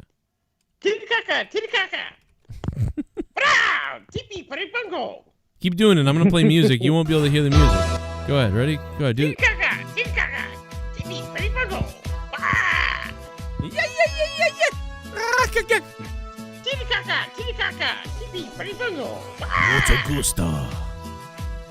Mucho gusto. Tu madre likes me, perro. All right. What are we doing? Let me just play a donation because that was awkward. Don't mind if I do. What's my name? Duncachino. It's a whole new game. Duncachino. You want creamy goodness? I'm your friend. Say hello to my chocolate friend. Craig Z with the $5 donation, man. Craig, thank you so much, man. Appreciate that, dude. And shout out to Soundwave for the big one earlier, man. Tits on my caca. What up to Mr. Pico Boulevard? He's always a beast in the chat. Love him. Great guy. Great person. Craig, appreciate that. But anyway, going back here to the beginning, I guess. I mean, it's just a rough one. I don't know. It was an awkward night. The ropes, I don't know why they looked weird. They look fake. They look like they were wrapped badly. I don't know why the tape. This is something weird to bring up or to comment on. I mean, I feel like because it's a weird thing to complain about. But I didn't notice anything weird with the ropes, but I don't know, Joe, I sent you the Shotzi GIF on your Twitter. Do they still use the fake crowd noise? Hold on a minute. I'm gonna go look at Z the Gamer. He sent me the Shotzi thing. No, you're so used to what, the crowd noise? Yeah, do they still use fake crowd noise? Because I couldn't tell at some points if it was like genuine reactions or not. Well, I think that it was genuine reactions. I don't know if they were mixing it in. That's the thing. I couldn't figure it out. I couldn't figure it out. They do a good job. They do a way better job than WWE does. Well, that and I mean, they had a big crowd in a small. Figured it out. Figured it out. Well, a big crowd in a small room, you know. Yeah, and like, you know what's weird? We were talking about Brownface earlier. Santos Escobar winning the championship, or retaining rather. I really wasn't expecting that. Like, I really was expecting them to put it on Devlin. Yeah, we thought that 100%. We were both, me and Jake, like, oh yeah, they're gonna give the belt over to him. I'm glad they didn't, because I don't really like Devlin. I think he's just generic Irish guy. Yeah, he looks like I said this earlier. I said he looks like a midget that was supposed to develop into him, and like, and I hate his music too. Yeah. But first of all, how come every Irish person has to cut the same promo? Like, well, let me tell you something. What did me tell you? I'm gonna punch you in the face. I'm Finn Balor, and I cut the same promo every single time. For some reason, I hang out in dark, shadowy rooms for no reason. Now I'm kind of getting into trouble. But you're telling me, but you're just saying, you just think every promo's the same because he has the Irish accent. So what are you saying? No, but they all talk the exact same too, and they all say the exact same things. Like, I'm never going down without a fight. Oh yeah. Well, that's the whole thing. Is talk about fighting. Yeah, I hate it. It's the same way like every Scottish person has to be like a warrior. Like, back in my deep roots, I've been fighting for years. Drew McIntyre, I once raped Ryback or some shit. It's like, it's always got to be like, why do you got to be like an epic Celtic fighter or some shit? Like, why can't they? I'm trying to figure out. I'm trying to figure out why this in the chat, like why this is some kind of threat. Devlin would kick the shit out of your wife, Joe. Like, well, I mean, yeah, he probably would. He's a man. Like, I mean, like, I think that's the joke. Yeah, I don't know. Like, yeah, it is probably the doesn't joke. know how to throw a real punch either, because nobody does. I don't know, man. Leah hits pretty hard. She fucking waffled me one time. Definitely abused. Yeah, exactly. She probably knows how to throw a better punch than most wrestlers nowadays. Well, she would just do it in the one, like, in the key spot that would take somebody out. Like in the throat and then the balls, probably.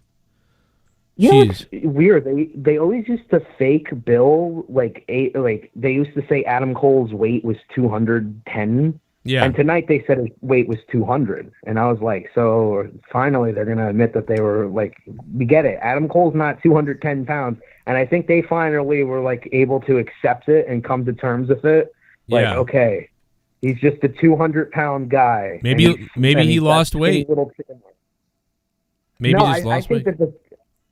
I think they finally accepted it because they hate the fact that he's so fucking skinny. Like, he looks, and he's like the best. He's got like everything besides the build. Like, Adam Cole, like, really, like, everybody's talking. He really is the best on NXT, but like, he looks like an asshole. But like, yeah, it's too bad he's not 6 feet or 6'1" or something.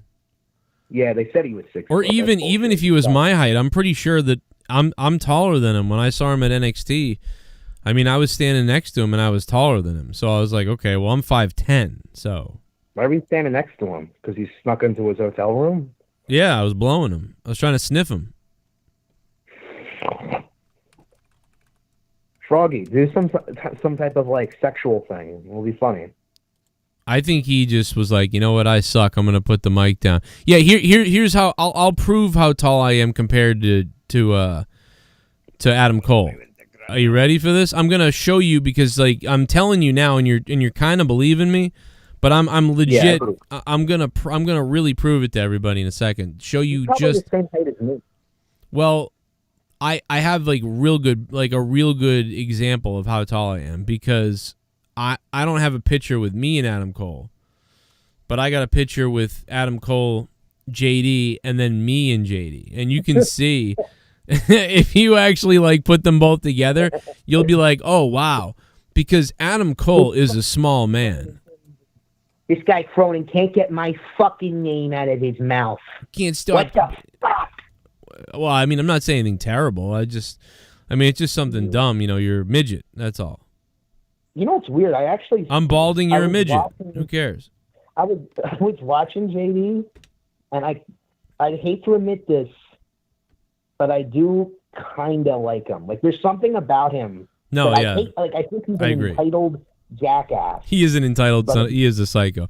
But I mean, we all are. I mean, I am. Like him. I'm a psycho.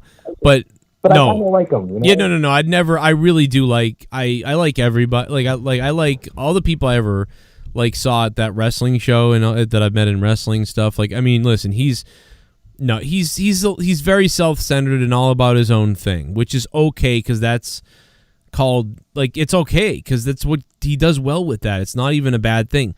But I mean, he takes himself a little too it's a little too serious, yeah. But you know what? I'd take him over Sean Ross Sapp any day. I'd take him over anybody in those WWE bump shows. Yeah. Oh my God, I have to tell you this. Sean Ross Sapp is a real fake person. At least JD's can be a scumbag, but I would take him 100 times over him. Anyway, go ahead. I have to talk to you about this horrible, annoying thing I saw on their little show that they do, the Bump, which is their sort of breaking kayfabe show. Yeah, like halfway. So one of the guys was talking about, they were talking about greatest champions, right? Mm. And he was talking about Asuka because she's the greatest champion in NXT or something. Right. And he was like, he said this. Well, I have always been a strong and firm believer that women are superior to men. And then some black dude goes, "Yup, true that. That's what I've always thought. That's what I've always thought." And I literally had to pause the video and go into a rage and just be like, "You fucking stupid motherfucker!" Because it's enough with we get it. Women are cool, but stop trying to make them Yes, men are more annoying because they're fucking violent compared to women. They're more because we have testosterone. That's what we are. We are made like that. It's true. But women also get to control everything. I think I'll play devil's advocate and say that I think they were just trying to put over women, listen. Women are our mothers, and they're always the sweetest things. They're the ones that ground us to say, don't do that stupid thing. You know what I mean? Have more. Why you gotta shit on men? Why is it gotta be? I've always wait. What did they do? What exactly did they do to shit on men again? It was just them saying women are better, right? Well, because also all the men on the show are just a bunch of fucking cucks. They're all listen, dude. When you get older and you get a wife or something, you're gonna understand that you gotta say that shit when you know your wife's watching and some other guy puts over women. Now you gotta come out of the woodwork and put over women even more, because then you get home later, your wife will be like, "Wow, that was really nice about what Tim said about his wife or what he said about women. It's too bad you don't say that stuff." I swear to God, you have to be careful. It might. Well, then again, at the same time, I don't really get because he wants to have sex later with his wife. Is what's going on. I live with 2 women right now, and they drive me fucking insane.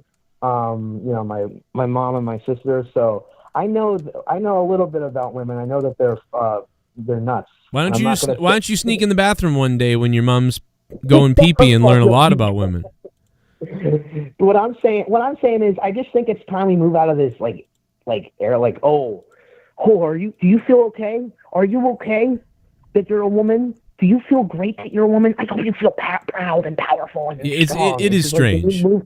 It is strange. Can we just move to the time where we're all like, "Hey, what's up? You're a woman. That's cool. I really like women's wrestling. It's really come a long way." Yeah, it's not my superpower is being a woman. Did you hear that little advert that Maurice has? Yeah, I like that. My superpower is being. What's your superpower? What's your superpower? Oh my God, what's your superpower? Dude, anybody ever ask me what my superpower is? My superpower is no. So here's the picture right here. Take a look at JD there. Look at him. Look at Adam Cole on the left, on the right, and then look at me. I'm taller than Adam Cole is. or I'm at least. Who's next to you? That's a listener. The shows.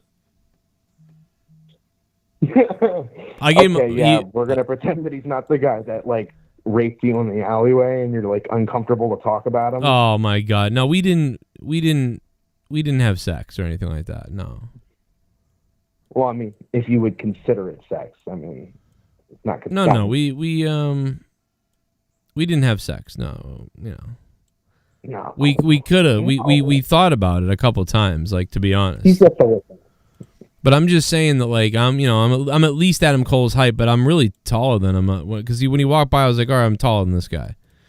Although that's like a weird photo because like it looks like get rid of whatever the big bar is over the picture. Oh, like because the guy's in the way, he's sort of like in the way. Yeah, like that's a weird picture. Like you can't really tell for sure. Like, yeah, I can see what you're getting at. You're definitely stockier than him, and that's not like saying that you're a big fat piece of shit. I'm saying that like you got your shoulders are wider. You definitely got like a better build than him. Like if you were like if I worked out, I know what you're saying. Like if I worked out, dude, I would be big. Like I could get big. Yeah, same with me. With me. I'm like. By the way, take a look at this, Rojas. Can you just appreciate how full my pockets are right here? Take a look at my pockets in this photo, dude. I look like I'm bending my knees to take a shit, but I'm not. I'm just my pockets are full. It looks like I'm bending. I remember that weekend. Like it was like just last week. You know what I mean? And you weren't even there. I just remember being so hyped for you, like because I had just started watching JD. It was also the same year I ended watching JD because all that shit happened. But anyway, it's just like I was so happy that you got to go into that Internet Darlings thing. I was like, dude, what if this is like his moment where he starts getting into like the What Culture shows? I thought it was going to be big. And then I was like, nothing really came of that. Yeah. And they kind of gypped you on all those clips. Like you barely talk in any of those clips. They gave you the last, to be fair, I mean, I think I was the smallest YouTuber there. So to be fair, it was like, you got to remember at the time, I think I had 25,000 to 30. I think I had 30,000 subscribers. So I had 30,000 subscribers. What Culture had like 1 million. JD was like at 80,000 or 100,000. You had around 45 to 50, I think. It was just like I was the smallest guy there, and I was. Me and JD were there because the whole effing show got kicked off. If he didn't get kicked off. He actually added 2 people because at the time, whole effing show had like 200,000 subs. So he figured like, I've got to replace those somehow. And, Grimm's Toy Show had 500,000. So, I mean, like, I was the smallest YouTuber. I was just kind of tagging along like, I'm super lucky to be on this panel. Like, this is great. And Steven Larson. Like, it was crazy that I was able to be there. Next to JD drinking his cherry Coke and then frickin' Tommy gets involved and it's like, look, something from like nobody realized what, like he was like, look, Joe, I got toys, and nobody knew what was going on. Like everybody else was like, who the fuck is this guy in his stupid fucking backwards hat coming? Like, why is he jumping off the fucking stage? And now his like mongoloid friend is coming towards us. That was funny though. What the fuck is gonna happen? I really appreciate all those guys, man. They were all so nice. Like, I'm serious. Like, all those guys, man, they were all nice. Nobody was like a dick or weird or anything. I mean, Matthew is weird from Botchamania, but that's only because he's like socially awkward. But he was nice. He was really nice too. He was just quiet is all. But everybody was so cool, man. It was fucking crazy. What a good time. Who was the worst person? Who was the worst person that you were like, this guy's kind of a dick? I'm going to say his name. I think that I wouldn't say anybody was a dick, but I would say that the only people that I don't think nobody was a dick. So that's all I can say is that nobody was a dick. But I remember that, people gave Brian some crap because he was like charging for autographs and stuff like that. But I was like, well, but he's kind of a big YouTuber and, he's at a fucking thing. He has a booth, he's, people charge $10 in here for autographs. I mean, that's, so I didn't really, I didn't really. I thought it was weird, I guess, a little bit because I didn't expect to be doing anything like that. But is that weird, or is that just people being jealous that they can't charge $10 for autographs? You know, so like I didn't have a problem with that. What was the subscriber count? What is it now? I don't know, it was like it might have been 300,000. I don't know what he's at now. 500,000, maybe 800,000. I don't know. Autographs are stupid. I mean, yes, it makes sense. You know, you got to make money somehow, and it is like it is his thing that he made. But I mean, it's just still kind of been like, you know, it's the same reason. It's why I don't do a cameo. People are like, you should do a cameo, and I'm like, why? You know, if somebody wants a shout out, if they donate $10, I'll just do it on the show for them. I won't, you know, I don't need to charge people. Like, and the thing was, like, if I had 5 million subscribers, yeah, maybe I'd do a cameo because I'll never get to, you know, to organize people to be able to do that. But I mean, if you did a booth and you were like, I'm going to charge people $10 for Joe Cronin autograph, you know, it's kind of like, I mean, you're going to end up charging 5 to 15 people. And it's like, was that really worth? I mean, you might pay for the table, you know, but so then why'd you have a table anyway? At some point, it's really just all about ego and like being like, I sign things, you know, and that's what it's really. When it comes down to that, you go, doesn't make sense, you know. So I wouldn't do that, but I didn't have a problem with that. I just know people criticize that, but the people it was Steven Larson that I didn't really get. Like, I don't really connect. I don't think I feel like our humors are so wrong because they're so West Coast, and I'm so crass and Northeast, and like willing to say something fucking crazy. And then everybody on the East Coast has to say like fucking at the end of everything. Like it's just an East Coast thing, especially in the northern East.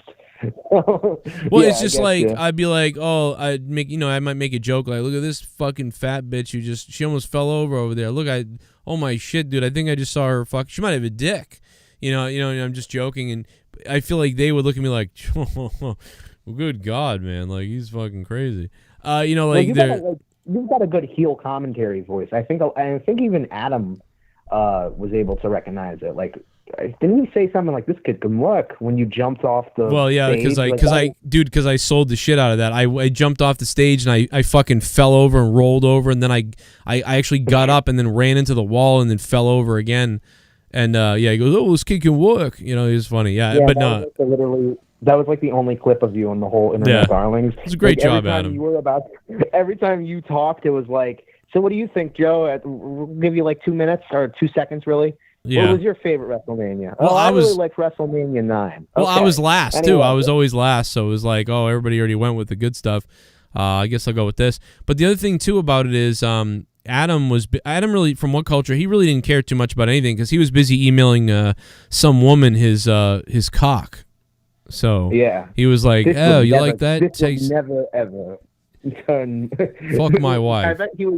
I bet he was also messaging her like, "Don't worry, this won't come to bite me back in the ass." Send me a picture of your wife's wedding ring with your cum on it for me. Like just bizarre shit. Shit bomb. Oh, and look how the jism just drools down the I'm wedding Mr. 401. Smiley face. Smiley face, smiley face, smiley face. Hey. Where did Sean Views go? Smiley face. Extreme payback, smiley thank face, you. Smiley face. You know, I don't know, man. He faded away, I guess, and became obsolete. You know, I keep thinking that I'm going to be doing that soon, so I could be the next Schlong's View. And then Catman will be really happy. He'll be like, I told you.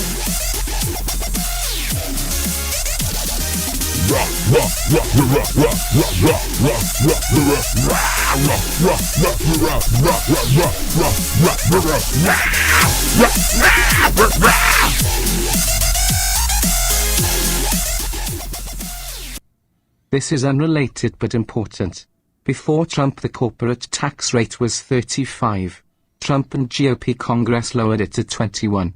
Right now Biden is trying to raise it to 28. It may not happen. Toby C. West Virginia Democrat Joe Manchin says he will only raise it to 25. Okay. Corporate taxes are too low. They're probably afraid of the corporations taking their businesses Don't mind if I do. out of the country again. I guess. I don't know. It's a whole Maybe. new game. Duncachino. You want creamy goodness? I'm your friend. Say hello to my chocolate blend. Drunk driver hit a pole. Happens like twice a I month. knew it, because that happens here too. You're like, where the fuck's the power? Sure enough, drunk guy crashed into a pole. The real YT, what's going on, man?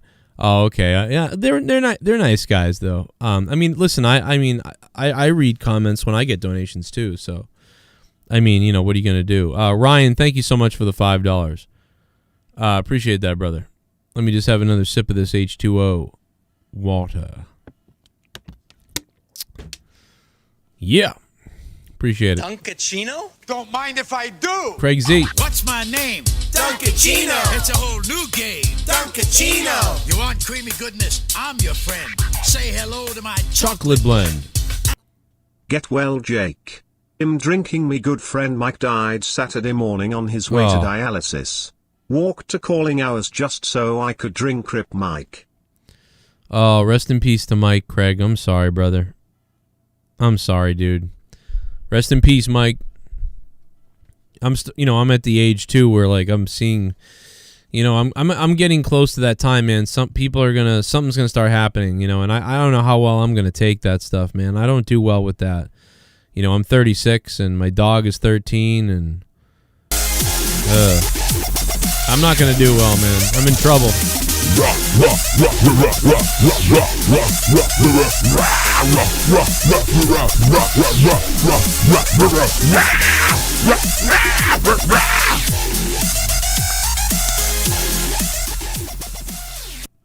Joe, this is a serious question.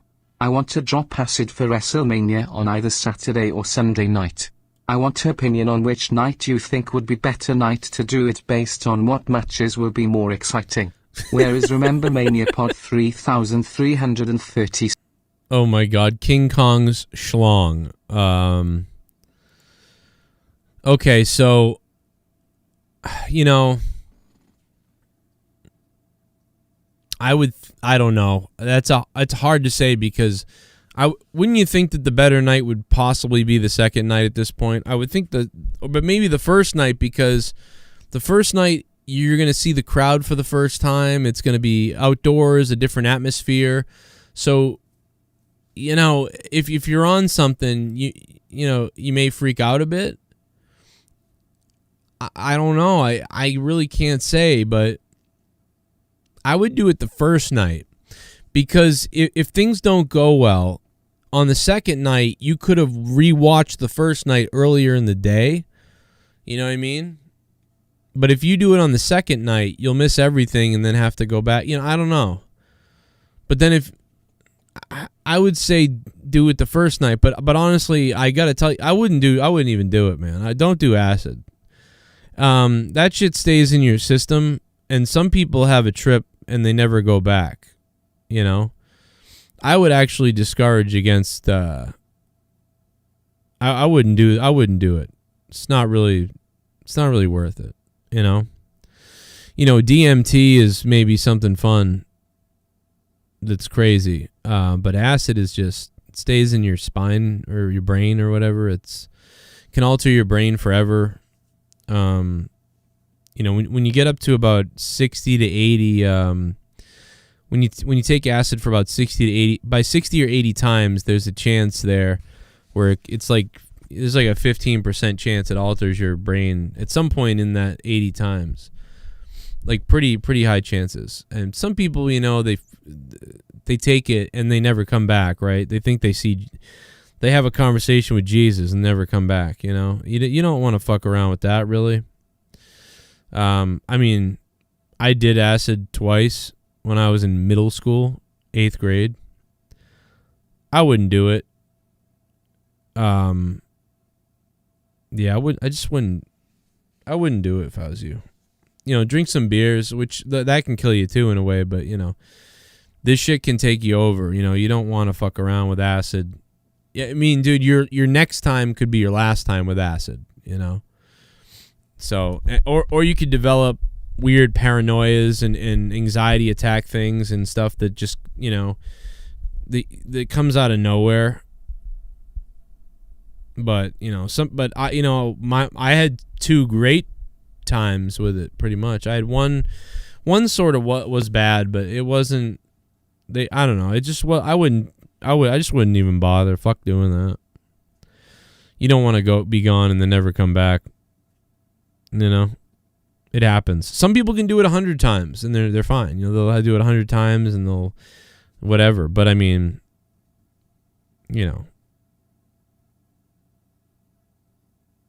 I wouldn't do it. Only do acid if you got a strong mind, says White Dragon. Yeah, you could end up like DMX, I wouldn't do it. Yeah, shrooms are safer. But I don't even do that shit anymore. I mean, remember the time Jesse took it and he was just fucking crazy? Thanks to Luke Rojas, by the way. Soundwave 92!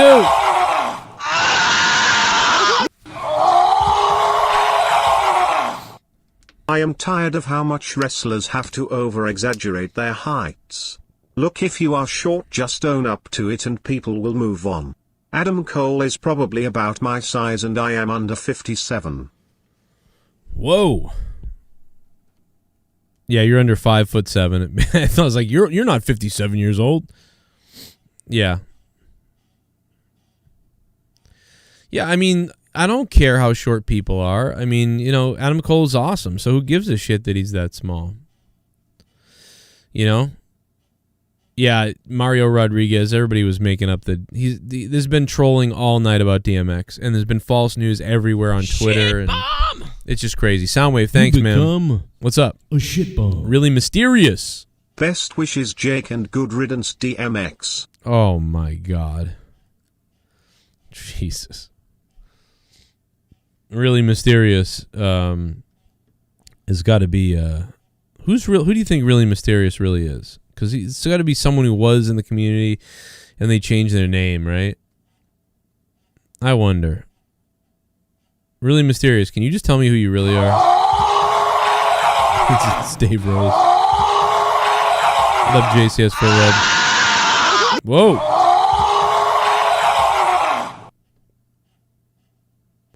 Good Christ. JCS Foot Rub, thanks for the $10. Appreciate that.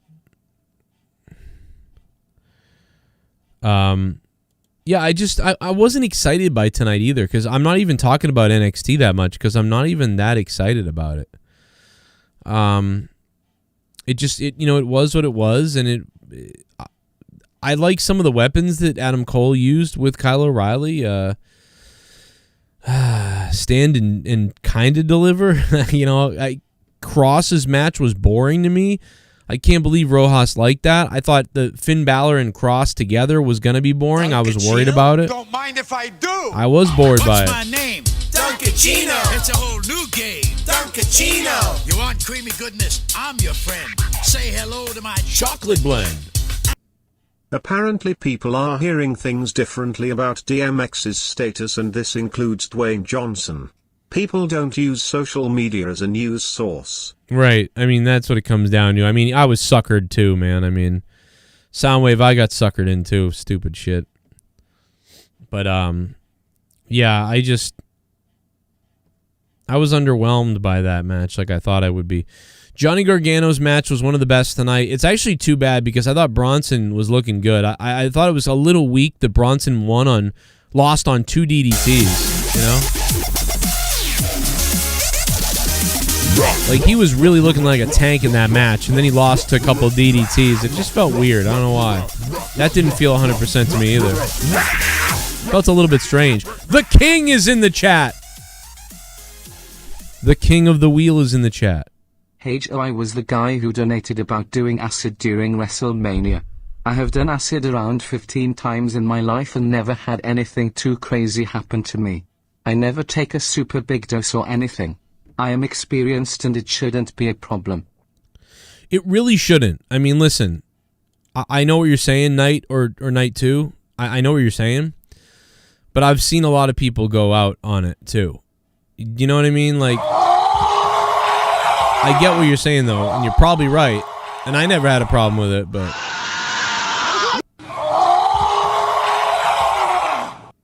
was up? What's up?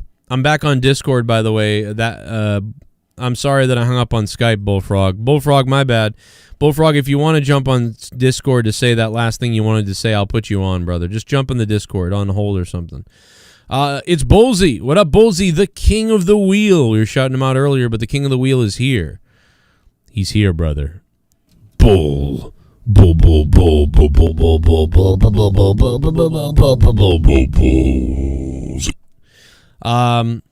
Thanks, Bull. So it's, I don't know, man. It's one of those things. Like I had a close friend who has meltdowns because of it. Still, you know, he literally has a crazy meltdowns and flashback things. So I don't know. It's all good until it's not good. You know what I mean? Some people you could take your whole life, not have a problem. Some other person, you could be like, nah, dude, I've been doing this for fucking ever. It's all good. And then the person takes it and then, you know what I mean? So you really, it's a science. You really, I'm sure you have it down pretty well, but it's like, you know what I mean? A lot of people don't. So I don't know. Depends on the individual, dumb fuck, says Craig Z. I mean, you know what I mean? It's like someone being like, I drank my whole life. I didn't get cancer. I didn't get liver damage. You know, I drank my whole life. I didn't crash in my car. You fucking idiots. But it's like, yeah, but it happens, though. Like, you're taking a risk. It's a risk. You know what I mean? If I was a doctor, I would tell you. I sound like one. It's a risk, no matter what. Brock versus Asuka. Imagine that, dude. Imagine Brock Lesnar versus Asuka. You know, it could mess your heart up. A lot of things can mess you up too, man. Like we say, alcohol can fuck you up. You know, we all glorify the fuck out of alcohol. Like, fucking alcohol, yeah, you know? And, you know, that shit can fuck you up. Yo, let me jump on Discord real quick and see who's in here. Mikkel and Rastafa are in here. What's up, Rastafa? Big JC, what's going on, dog? It's getting long for you. How you doing? What's up, man? What did you think about tonight, man? I haven't talked too much about. I kind of went over the show a couple times real quick, but I really didn't get into it too much. You know, I don't know. I felt a little bit down about tonight's show. I don't know why. Last night I was fired up. Tonight I was kind of like, eh. Well, let me ask you a question. Were you watching both of them simultaneously, or were you just watching AEW? Well, so last night I had AEW on my phone on the little screen in the corner, and then I was watching NXT primarily on the big screen. Tonight, I was the opposite. Oh, really? Yeah. But tonight I only was watching this, so I would have thought that I would have liked this a little bit. You know, I would have been into this because it's all I was watching. Yeah, I prefer night 2 over night 1 overall, just because I think it was just a well-paced show, more so in terms of just getting all of the sort of kind of the thrills and spills, you know, on the one show, while the other ones were more like technical, if that makes any sense. Man, I don't know. Like I felt like last night was pretty solid, and I gave it an 8.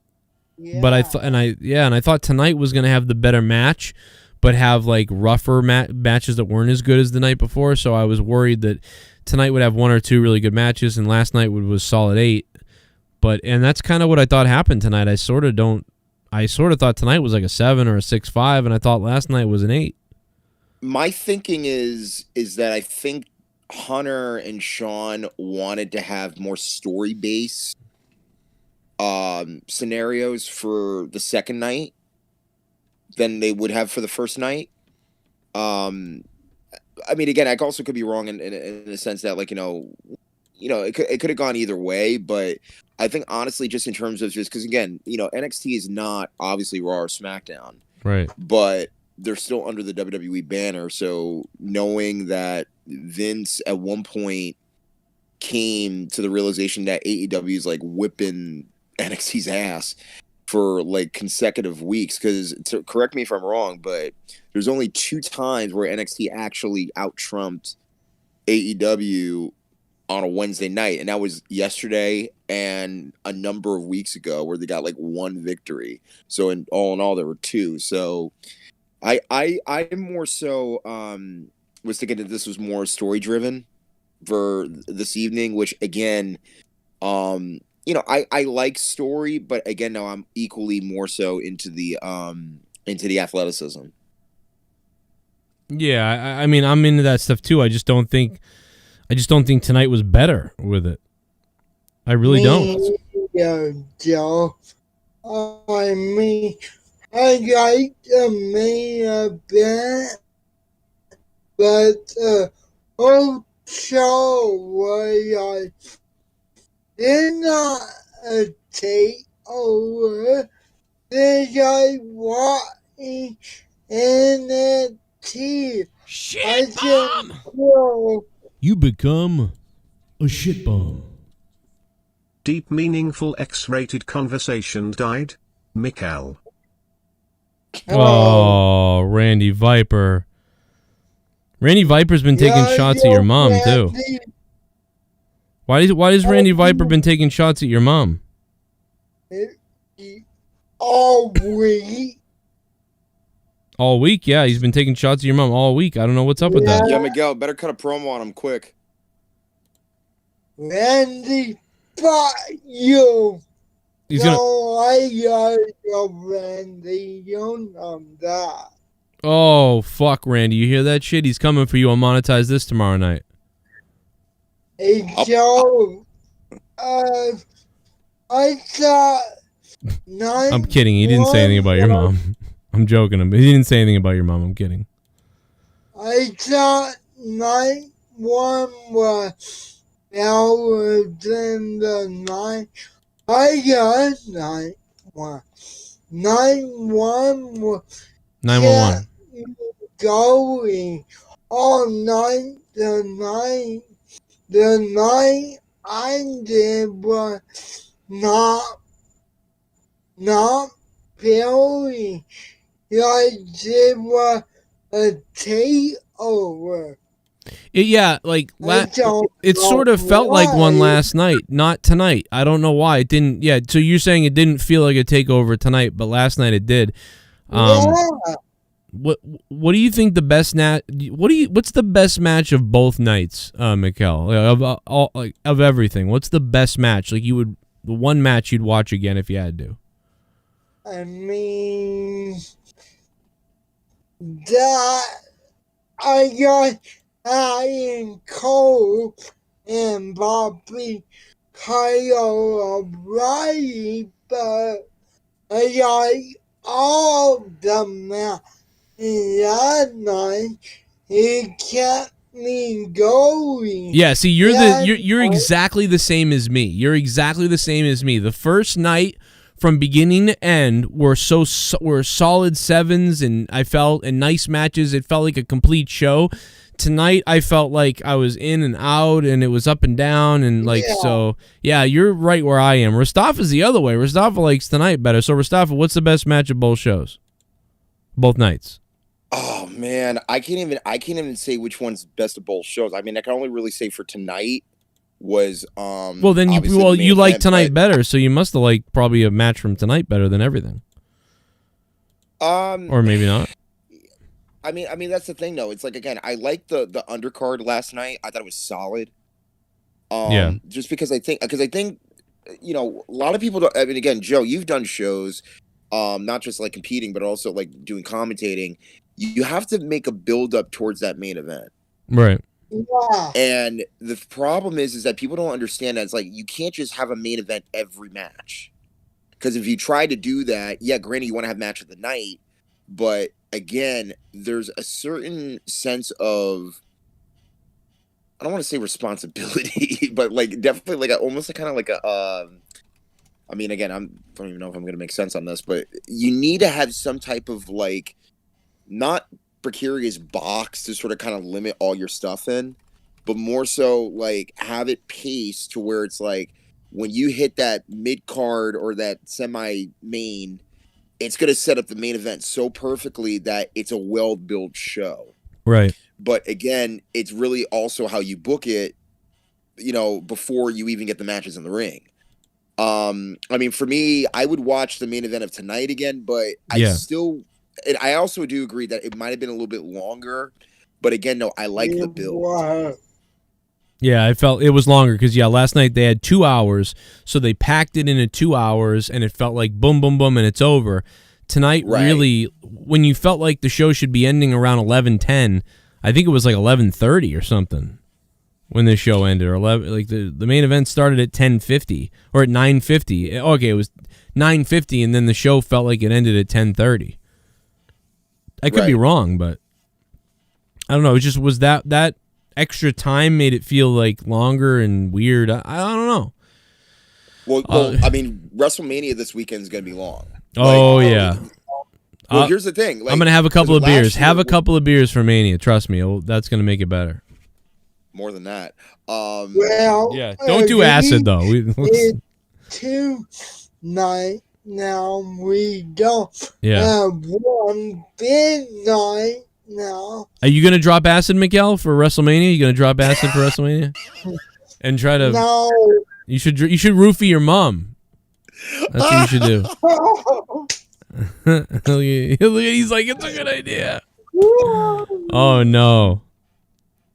Oh my God, this is just terrible. No, but dude, it's like I feel that again, like, because night one is going to be well paced, like the first night of NXT, but then like the second night is gonna like out do like the other one as far as time. Because dude, like I thought last year was great in terms of starting at 7 and then ending at 11. Because back before the brand extension, it started at 8, ended at 12.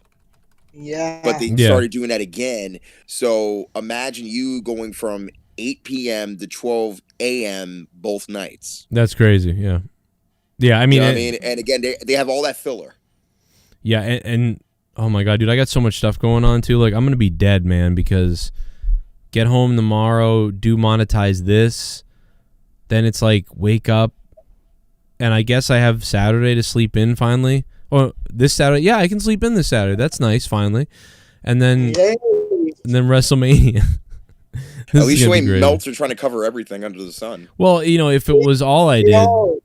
If I was all I did, then I could do it. But I'm just if you got paid, yeah. Yeah, I mean, well, I am. I mean, it's not like it's not like me doing side work. It's like I do still live off of doing YouTube and the donations and Patreon and stuff. It's if I didn't have this, I'd be in real trouble. But I just need to make so much money up that so I have to. But I am lucky enough that I am kind of doing it. But I don't think Meltzer has a side job. I mean, not that I know of. No, he doesn't. I always wonder though. Don't you think like maybe? I feel like he's like the senior guy at Chippendales on a Sunday night, though. Like, he works one Saturday night or Friday night. Friday nights, Meltzer goes down to the local strip place. He takes off his clothes and strips as, like, the elder guy. Like, there's, like, all the younger guys and the fat guy. And then there's the one senior guy that women like, and he's that guy. I swear to God. Oh, my God. E-Murder with $20. NXT 5/10. Wow, E-Murder giving it a 5 out of 10 tonight. That's interesting. Damn. Yeah. Thanks for the $20, E-Murder. You're nice, man. I am going to be taking off soon, though, so last few points, man. But E-Murder, man, dropping $20 from E-Murder. He's a big. Yo, want to see my big cock? What's up? No. Yo. What's up? Shit. Interrupted again, brother. You become a shit bomb. Is Randy Viper. Forget King, I want the belt in the Kiwi Shores. Oh, you want the belt? You want this belt? You want this belt? Because it's on the line next week, not this Friday. It's on the line next week, you son of a bitch. Are you ready for it? Cut a promo. You ready for this? I'm too tired to cut a promo because all the work I got to do. Become a $500 patron. No, so here's the belt. In all its glory, man. I've been really lucky, though, to get the support I do get. So, man, thank you so much. Yeah. Yes. Are we all going to cover it on Saturday too? Will I be doing something on Saturday? What's Saturday? What do you say about Saturday? Corrupted. Oh, Corrupted.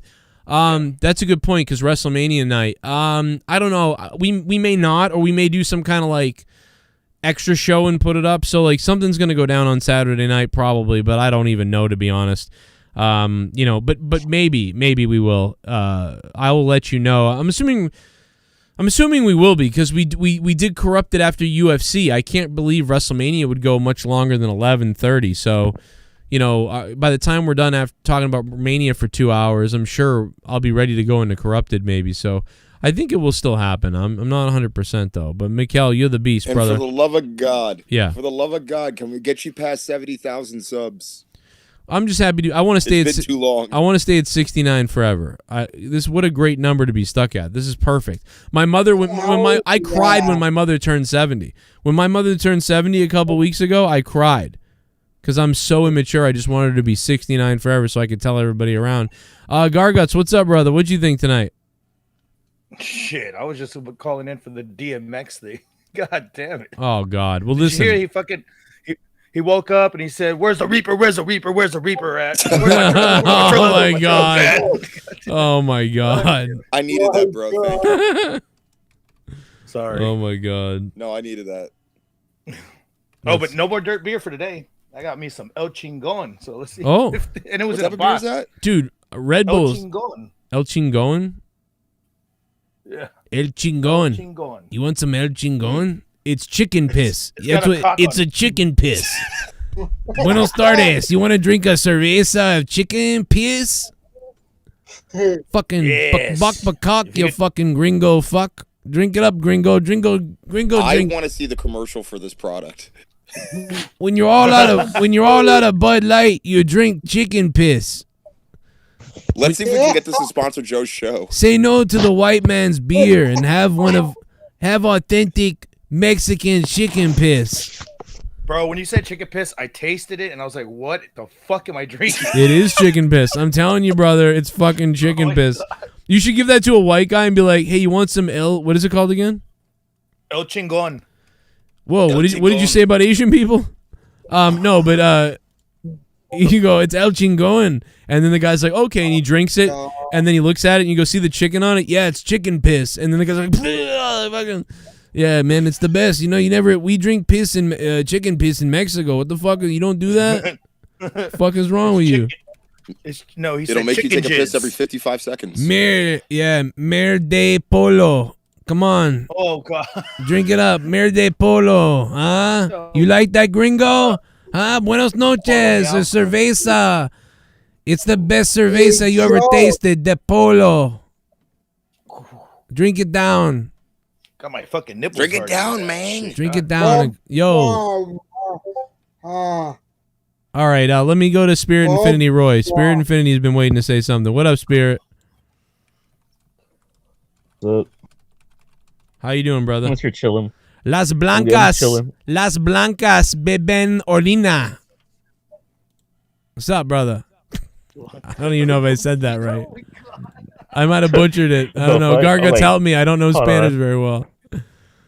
You're telling the white Los blancos beben orina. I think he's trying Welcome to to say Telemundo. the whites are dead. No. No. Like the white. How do you say? How do you say the whites drink? Wait, never mind. The whites drink piss. Like, how do you say the whites drink piss? Fuck. You got it right, Blanca. Whatever you said, but the last word is just what confused me. Oh, orina, orina. It's, Gringo, urine, gringo right? Yeah, like instead of urine, maybe I could say something else. Like, I don't know, man. Fucking, I don't know. Make it shit. Fucking mierda. Yeah. Las blancos beben mierda. Or something like that. I don't know if I can know. How do you say shit? Or guacha. We just say that. How you guacha say is running shit. Yeah, like real juicy. It's watery shit. Oh my god. It's slang for watery shit. Guacha. It's slang for watery shit. You're fucked up, brother. You know what's really fucked up? Las blancas beben jugoso pene de perro. You just have like a cheat sheet. Yeah, he's translating. He's Google translating. No, if I was, I'd probably get it right then. Oh, that's right. Mike, that's my right. fucking, I got my hands on my mic even. Like, what the fuck? Oh, dude, you know what you should do? Get like a Google Translator, and anything you type, it just says it live. Should I type on it? the Hold air. on, let me go. How do I do? Oh, I'll just go to Google. Yeah, dude. Yeah. Hold on, can let you me do see. that? Yeah. Hold on, let me go look it up. That's what I should have just done this whole time is look it up. What the fuck am I doing? No, but have it like repeat, almost like Siri or Chinga like. tu madre. Whites drink juicy dog piss. Dog I was dog typing. pussy. Damn. Yeah. I was trying to type right now, and I almost typed CNN juicy reporting. dog piss. Well, I mean, to be fair, no, but to be fair, a lot of the stuff that I'm saying, I learned from doing that. So that's probably why it's wrong. Oh, let me look. All right, I'm on what the Google fuck? Translate. What should I write in? I'm on Google Translate right now. What should I write in? All right, I got it open.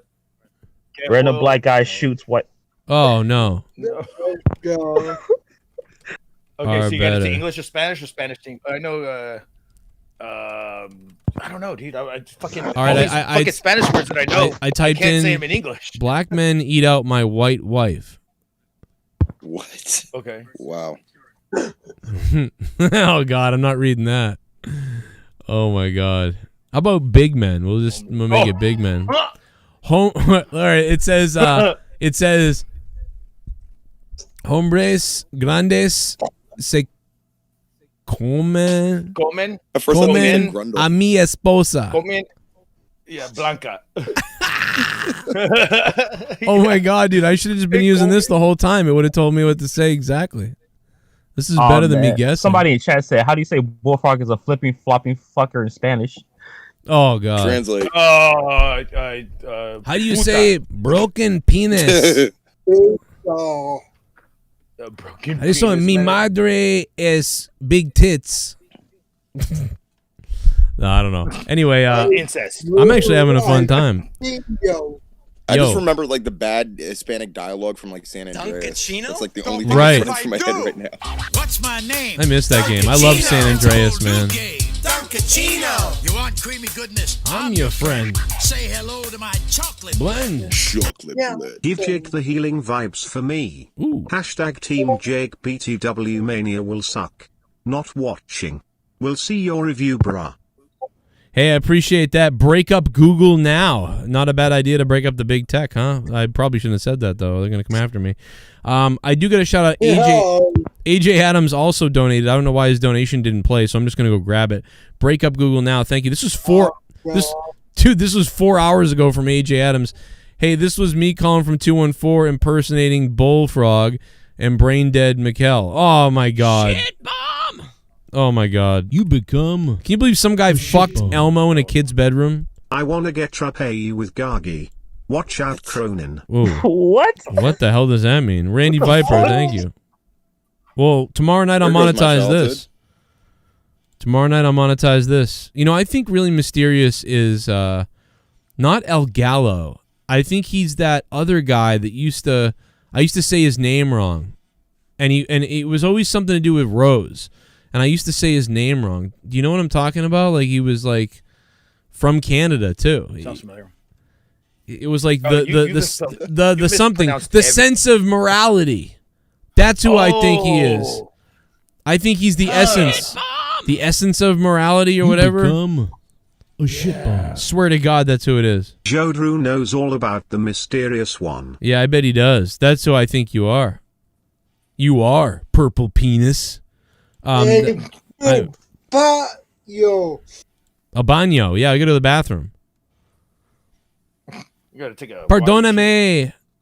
¿De dónde está ir al baño? Or something like that. I don't know. A baño. A baño. El baño. Yeah, I say El baño. It's baño. Yeah, it's baño. But we're Not close. a banjo, a baño. De donde... No, that's right? Hey, yo. Donde está el baño? Something like that. I don't know. Yo.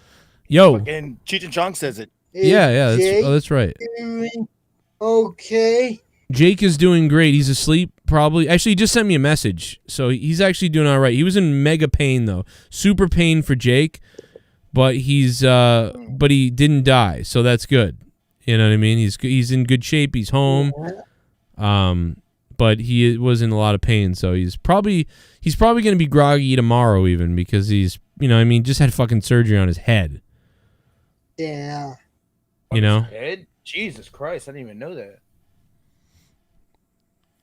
Well, I don't know. Well, I'll give you head. I'll give you head, brother. Oh, yes, I knew that. You sound like JB now, Drew. Drew, you sound like JB in the chat. No, I wasn't trying to say that you don't have your own subs. I was trying to say that I thought everybody was insinuating that Really Mysterious was somebody else before, so I was guessing. So that's what I'm saying.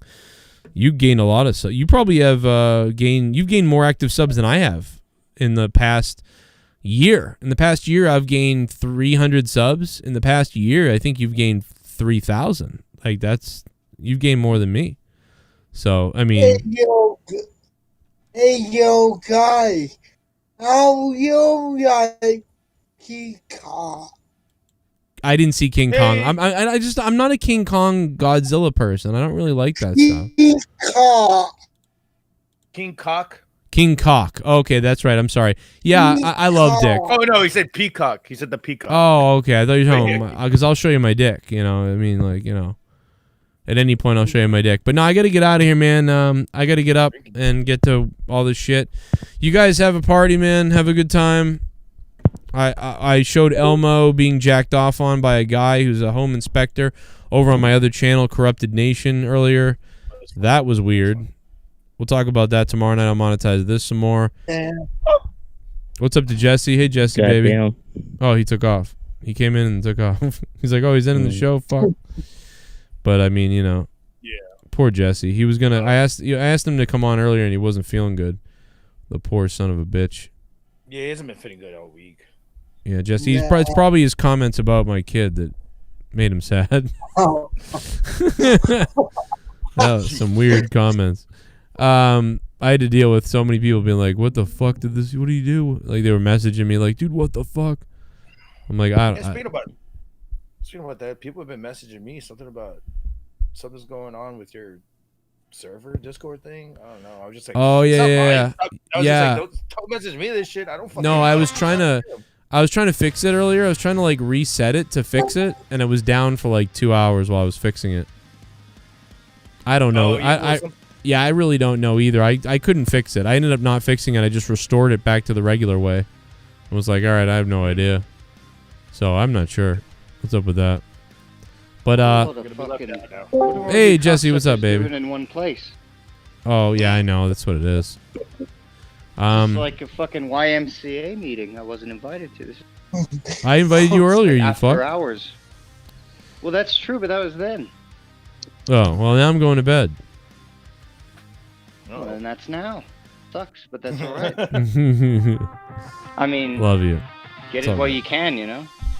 Oh yeah, well, I'm sure I'll be tired tomorrow. I've been tired forever. I'm out of here, guys. I hope you jump on. Check out Patreon. You guys can hang, have fun, do whatever you do. Have a good night. Man, I wish I could hang. I don't know how much fun it'd be. Right. Well, I'll pay. All right. Thank you, everybody. Hey. Slow start, fast finish. Very interesting. Shout out to the chat. I'm gonna use that one. Hit that like button. That's a good one. We'll see you tomorrow night for Monetize This. I'm gonna be in probably some rare form tomorrow night, because tomorrow night is my last night. I don't have to work Saturday for the first time in 2 weeks. So, dude, I'm gonna be in rare form tomorrow night for Monetize This. I'm gonna be. Wait, your last night? Last night what? That's just my fucking. Like last night of freedom? Is that what no, it's like the first night of freedom. Oh, okay, all right. It's bad. It's the other way. Yeah. All right. I work 80 hours a week. 80 hours a week, brother. Jesus. It's not even. That's not even a lie. It's for real. I work 80 hours a week. I really do. Sounds like back in the day. If you work 14 hours a day for five days a week, and then like 10 hours over the weekend. Oh. It's fucking crazy. Let's go. Next week we might be starting a little bit early, so Monetize This, people, might start a little bit earlier than usual. So, well, actually, no. Next week, actually, tomorrow night will be fine. But next week after, we'll be starting probably a little bit earlier than usual. And then that belt will be on the line, motherfuckers. And someone's going to get fucked in their asshole, including Bullfrog. I feel like it's been on the line. It's like on the fucking telephone poles. Like Oh, it's on the tees. No, it's on the tees, bro. This is like a hooker on the corner. Hanging in the hood. Yeah, and you drive up Like to a her and you pair go, of how fucking much, Jordans. baby? How much, baby? And then she goes, for you, $500. And then he's like, what? The other girls are $80. You want $500? What the fuck? And then you go, sorry. And then like eventually one week they come by and they pay the $500. Well, no, Eventually. she goes, when they say, why is it 500? She flops out her dick and it's like, this Yo, is and you it's know what I mean? golden. Like, And it's got $200 piercings. more. It's got She dick. fucks an elbow. There's dick piercings all the fuck over it. Yo. $80 for you to fill me, Oh. $40 for me to fill you, motherfucker. No. Tomorrow night. Plus the King Bullsy. His crown. The crown is on Bullsy's head tomorrow night for Monetize This. I'm so tired. I love you all. I'm just drained, devoid of life. I love you. Goodbye. Bye. Peace out. Firebird, I love you. Sorry I didn't see you in there, man. Firebird, I love you, Dream a brother. little dream of fun. I'm good. Love you too. All right.